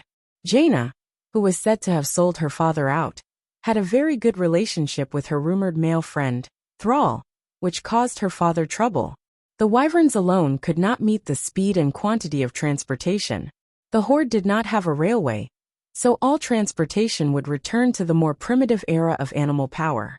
When Duque brought all the harem he could find to Karazhan's bedroom, Duque laughed and began to break the armor of the women. Where the Duke Divine sword was, the terrifying scene of 999 consecutive strikes shocked everyone present. Oh, if you didn't say it, I would have thought that you, Duke Marcus, were a selfless hero who only cared about the public. But that's good, it proves that I didn't misjudge you. By the way, why are you purposely tormenting me? Jaina also held a glass of wine, but she glared at Duque with dissatisfaction.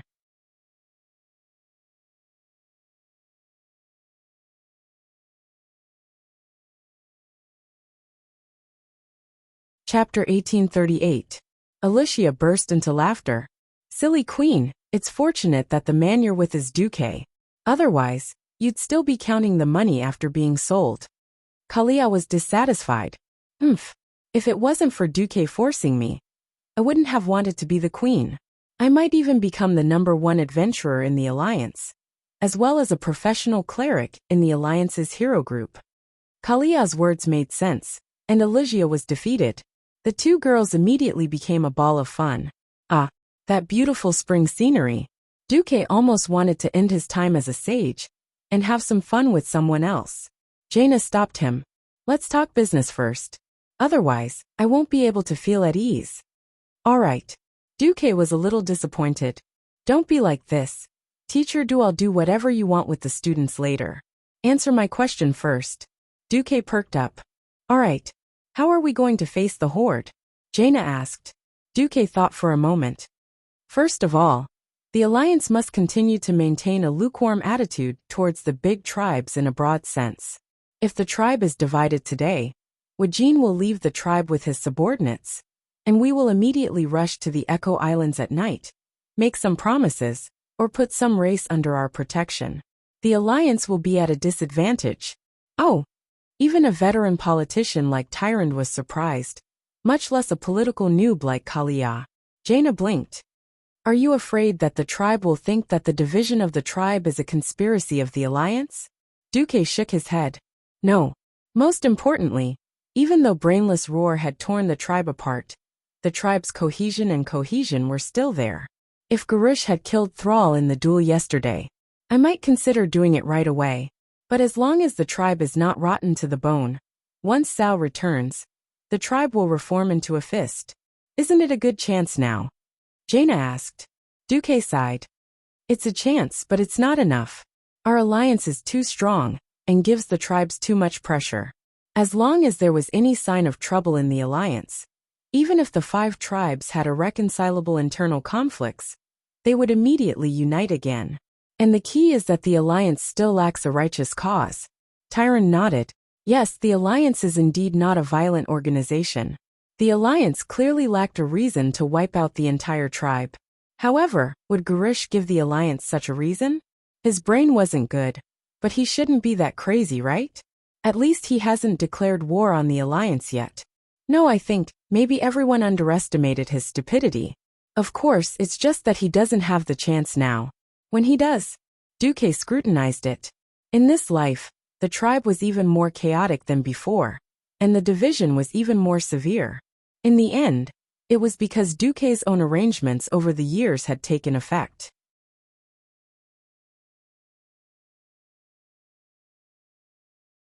He commanded the alliance to suppress the horde's expansion, causing the horde's territory to shrink by at least half. At the very least, the Tirisful woodland was no longer controlled by Undercity, and the Long Song forest was no longer controlled by the Blood Elves led by Lord Thema. With less territory, the corresponding resources were far less than in history. Naturally, their ability to resist pressure was even worse. In order to ensure the survival of the Beastmen, Gurus consumed the population and completely plundered the resources of the other 4 races for the Beastmen to use. Naturally, the backlash was even greater. It could be said that in this matter, the alliance had already gained the absolute upper hand. Unfortunately, Nesario did not die, and Brainless Roar did not further seek death. Duque wanted the alliance to make a move, but it was still lacking a little bit. Although he was happy, Duque could only suppress the ecstasy in his heart and not announce anything to the public. At this time, Kalia said a little strangely, "Yes, speaking of which, You've also accepted Sister Irel. Why didn't you call her for your secret celebration, Duque? Duque had a strange look on his face. It was Jaina who giggled and said, "Of course we have to find her for the celebration, but there are many things that can't be told to her. If she knows, all the Drini will know." Indeed, Hoof was a little mature. Unfortunately, she still had the mentality of a typical young girl. Anything good in one's heart could never be hidden from the people around them. It was such a big thing that Duque wanted to secretly deal with the Horde. It was good enough that the various tight-lipped queens knew about it. Even if all the participants of the Throne Council had a tacit understanding, some things should not be announced in advance. At this time, Hoof sent a magic message. Duque, I heard that the Horde has split. Don't say anything, come over immediately. I have something important to inform you. When Hoof stepped out of the portal, Duque did not say anything and directly pointed his sword at Hoof. After a round of Duque's 999 godly swords, the four women even came up to help put down Hoof, causing Hoof to exhale more than it inhaled. Then Duque slowly informed Hoof that his attitude towards the Horde was to wait and see. The butterfly effect caused by Duque, the butterfly, had really changed Azeroth too much. Originally in history, the Cataclysm should have been Sal's most glorious moment. Sal, who had been promoted to the Shaman of Salvation because of the Cataclysm, should have been widely praised throughout the entire world and received the greatest recognition from the Sleeping Dragon Temple. Unfortunately, with Duque's existence, it seemed that there was nothing for Sal to do. At this moment, in Nagrand, Sal, who was wholeheartedly practicing the way of shaman, suddenly received news from the spirit of the earth. What?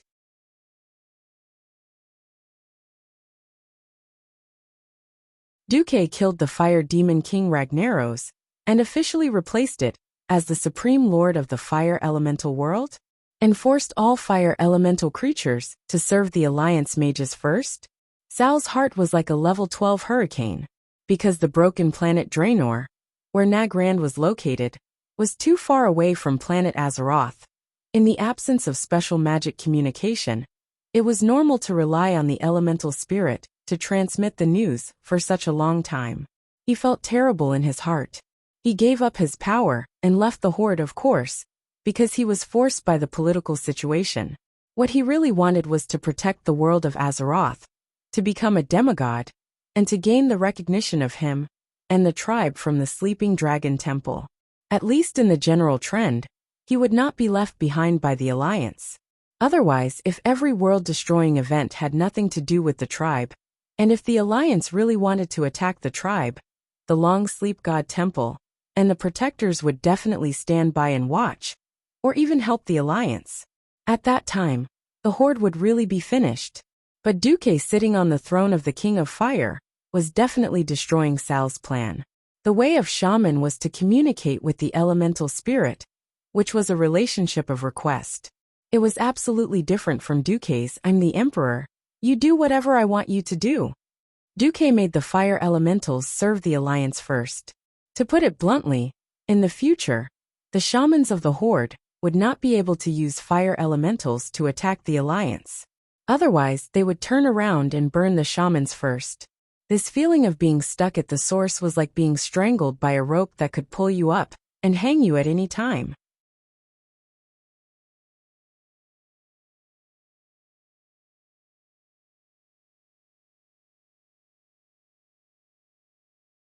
Chapter 1839.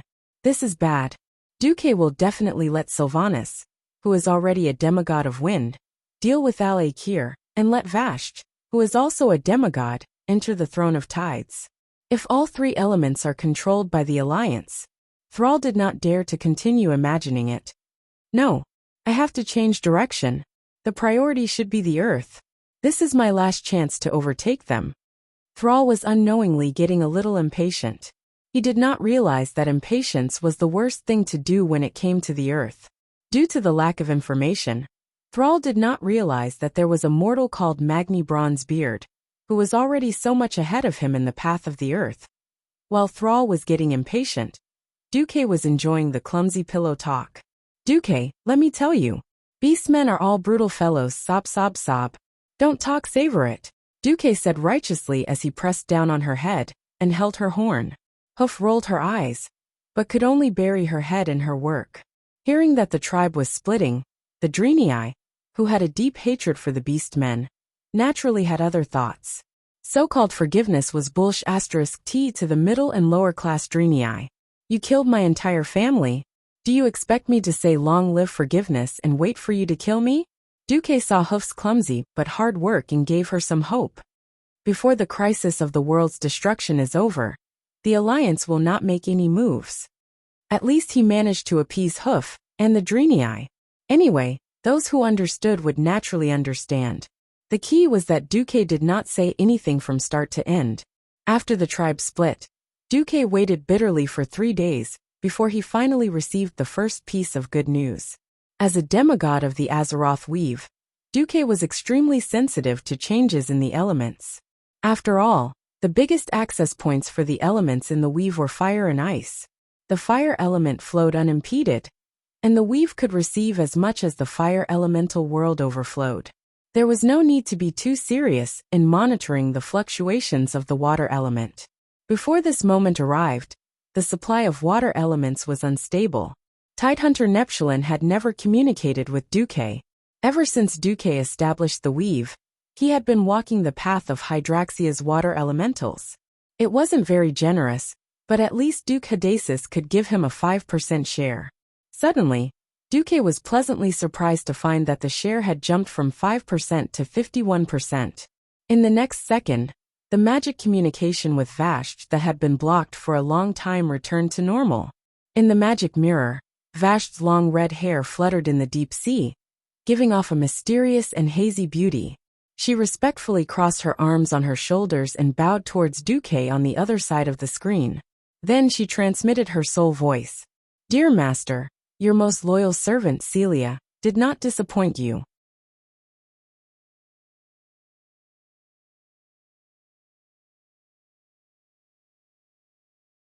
In the tidal throne, she slew the king of sea monsters, Azamat, and saved the water elemental lord, Tidehunter Neptulin.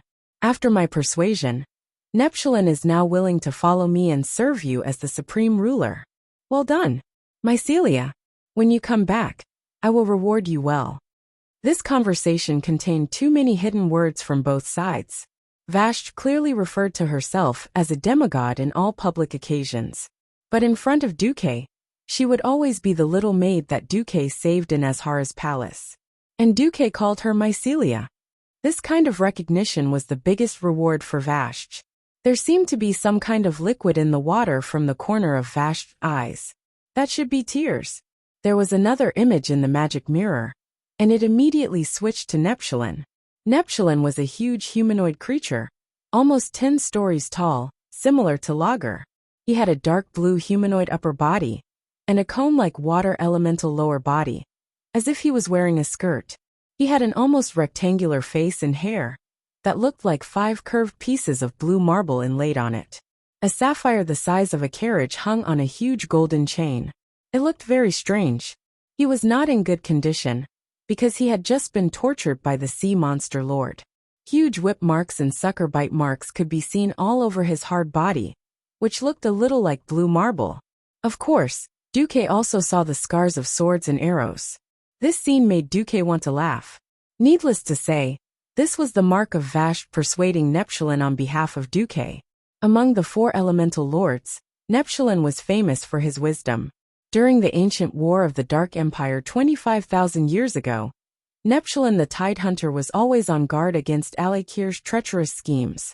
He also controlled his subordinates to prevent them from attacking the stronghold of Sarazin the Mother of Stone.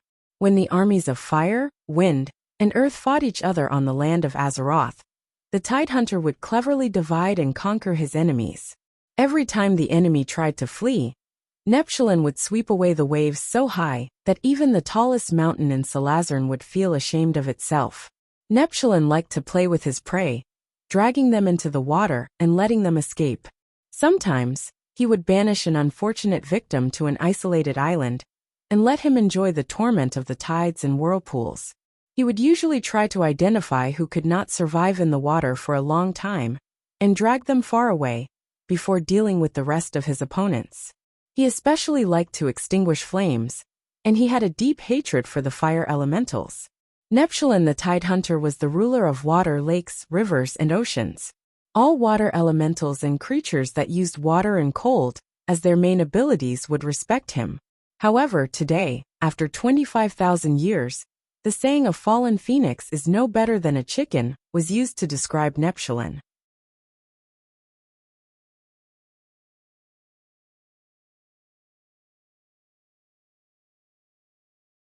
Because he had died and revived once, his strength was no longer what it used to be. Otherwise, there was no way to explain how a mere sea monster could defeat him. In Warcraft, he was not even qualified to be the boss of a 5-man dungeon. From the fact that the final boss of the title throne was Azamat and not him, it was obvious how useless he was now. The great demigod of the weave, Duke Marcus. I, Neptune, offer all my loyalty to you. From today onwards, your enemies are my enemies. My territory is your territory. It was good to talk to smart people. Stubbornly stubborn would only waste more effort. Smart, spineless people were the easiest to subdue. Duque first turned his body into ice elementals, then opened a portal. In the next moment, Duque's figure appeared in the tidal throne in the deep sea. There was almost no light in the dark sea.